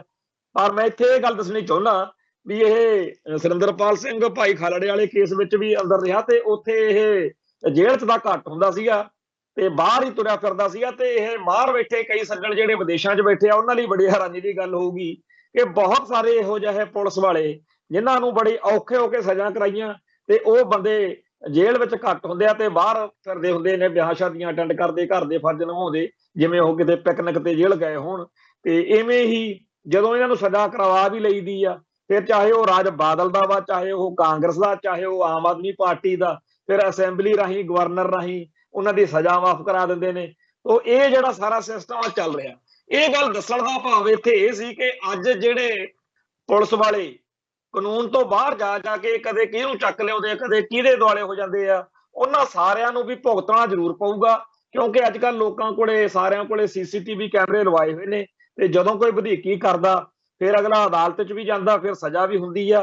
ਤਾਂ ਇਹ ਜਿਹੜੇ ਸਿੱਖ ਪੁਲਿਸੀਏ ਨੇ, ਇਹਨਾਂ ਨੂੰ ਪਹਿਲੇ ਦਿਨ ਤੋਂ ਅੱਜ ਤੱਕ ਇਹ ਸਮਝ ਨਹੀਂ ਆਈ ਵੀ ਅਸੀਂ ਕਹਾੜੇ ਦਾ ਦਸਤਾ ਬਣੇ ਫਿਰਦੇ ਹਾਂ। ਤਾਂ ਕਹਾੜੇ ਦਾ ਦਸਤਾ ਬਣ ਕੇ ਆਪਦੀ ਹੀ ਕੌਮ ਦਾ ਘਾਣ ਕੀਤਾ ਜਾ ਰਿਹਾ। ਇਸ ਗੱਲ ਵੱਲ ਇਹਨਾਂ ਦਾ ਧਿਆਨ ਨਹੀਂ। ਖਾੜਕੂ ਲਹਿਰ ਮੌਕੇ ਉਦੋਂ ਪੁਲਿਸ ਮੁਲਾਜ਼ਮਾਂ ਦੇ ਨਾਲ ਖੁੱਲਾ ਖੱਤ ਇੱਕ ਵਾਰੀ ਖਾੜਕੂ ਜਥੇਬੰਦੀਆਂ ਨੇ ਲਿਖਿਆ ਸੀ, ਉਹ ਜਿਹੜੀ ਪੰਥਕ ਦਸਤਾਵੇਜ਼ ਕਿਤਾਬ ਆ ਉਹਦੇ ਵਿੱਚ ਭਾਈ ਨਰੈਣ ਸਿੰਘ ਨੇ ਤੇ ਭਾਈ ਕਰਮਜੀਤ ਸਿੰਘ ਪੰਜਾਬੀ ਟ੍ਰਿਬਿਊਨ ਵਾਲੇ ਨੇ ਉਹ ਪੂਰੇ ਦਾ ਪੂਰਾ ਖੱਤ ਲਿਖਿਆ, ਛਾਪਿਆ। ਜਦੋਂ ਬੰਦਾ ਪੜ੍ਹਦਾ ਉਦੋਂ ਸਮਝ ਲੱਗਦੀ ਆ ਵੀ ਕਿੱਡਾ ਕਿਰਦਾਰ ਸੀ, ਕਿੰਨਾ ਮਿਆਰ ਸੀ ਜੁਝਾਰੂ ਲਹਿਰ ਦਾ। ਪਰ ਇਹ ਉਦੋਂ ਵੀ ਨਾ ਸਮਝੇ। ਖੈਰ, ਹਰੇਕ ਨੂੰ ਆਪੋ ਆਪਣੇ ਹਿਸਾਬ ਨਾਲ ਗੱਲ ਦੇਖਣ ਦਾ ਹੁੰਦਾ। ਤੇ ਅੰਤਮ ਤੌਰ ਦੇ ਉੱਤੇ ਪ੍ਰੋਗਰਾਮ ਦੇ ਵਿੱਚ ਇਹ ਵਧਾਈ ਦਿੰਦਾ ਕਿ ਅਮਰੀਕੀ ਸੰਸਦ ਦੀ ਇੱਕ ਖਬਰ ਆਈ ਆ ਕਿ 14 ਅਪ੍ਰੈਲ ਨੂੰ ਨੈਸ਼ਨਲ ਸਿੱਖ ਡੇ ਦੇ ਰੂਪ ਵਿੱਚ ਮਨਾਉਣ ਦਾ ਜਿਹੜਾ ਫੈਸਲਾ ਜਾਂ ਪ੍ਰਸਤਾਵ ਲਿਖਿਆ ਇਹਨਾਂ ਨੇ ਪਾਸ ਹੋਇਆ। ਅਮਰੀਕਾ ਦੇ ਵਿੱਚ 2 ਸੰਸਦ ਮੈਂਬਰਾਂ ਨੇ ਇਹ ਪ੍ਰਸਤਾਵ ਪੇਸ਼ ਕੀਤਾ ਵੀ ਜਿਹੜਾ 14 ਅਪ੍ਰੈਲ ਆ ਖਾਲਸਾ ਸਾਜਨਾ ਦਿਵਸ, ਇਹਨੂੰ ਰਾਸ਼ਟਰੀ ਸਿੱਖ ਦਿਵਸ, ਨੈਸ਼ਨਲ ਸਿੱਖ ਡੇ ਦੇ ਰੂਪ ਵਿੱਚ ਮਨਾਇਆ ਜਾਵੇ। ਬੜੀ ਚੰਗੀ ਗੱਲ ਆ। ਇੱਥੇ ਵੀ ਵਿਸਾਖੀ ਦੇ ਮੌਕੇ ਬਹੁਤ ਸਾਰੀਆਂ ਜਥੇਬੰਦੀਆਂ ਤੇ ਧਿਰਾਂ ਨੇ ਪ੍ਰੋਗਰਾਮ ਲੀਕਣੇ ਹੁੰਦੇ ਆ ਤੇ ਕੈਨੇਡਾ 'ਚ ਬੜਾ ਵੱਡਾ ਪ੍ਰੋਗਰਾਮ ਹੁੰਦਾ। ਇੱਥੇ ਚਲੋ ਦਮਦਮਾ ਸਾਹਿਬ ਤਾਂ ਹੁੰਦਾ ਹੀ ਆ। ਇਸ ਵਾਰ ਦਰ ਖਾਲਸਾ ਵੱਲੋਂ ਅਨੰਦਪੁਰ ਸਾਹਿਬ ਦੇ ਵਿੱਚ ਵੱਡਾ ਪ੍ਰੋਗਰਾਮ ਜਿਹੜਾ ਹੈਗਾ ਉਲੀਕੇ ਜਾਣ ਦੇ ਵੇਰਵੇ ਆ ਜਿਹੜੇ ਉਹ ਕੱਲ੍ਹ ਦੇ ਪ੍ਰੋਗਰਾਮ 'ਚ ਆਪਾਂ ਸਾਂਝੇ ਕਰਾਂਗੇ। ਹੁਣ ਇੱਥੇ ਸਮਾਪਤੀ ਕਰਦੇ ਹਾਂ ਜੀ, ਫਿਰ ਮਿਲਾਂਗੇ। ਨਾਨਕ ਨਾਮ ਚੜ੍ਹਦੀ ਕਲਾ, ਤੇਰੇ ਭਾਣੇ ਸਰਬੱਤ ਦਾ ਭਲਾ। ਵਾਹਿਗੁਰੂ ਜੀ ਕਾ ਖਾਲਸਾ, ਵਾਹਿਗੁਰੂ ਜੀ ਕੀ ਫਤਿਹ।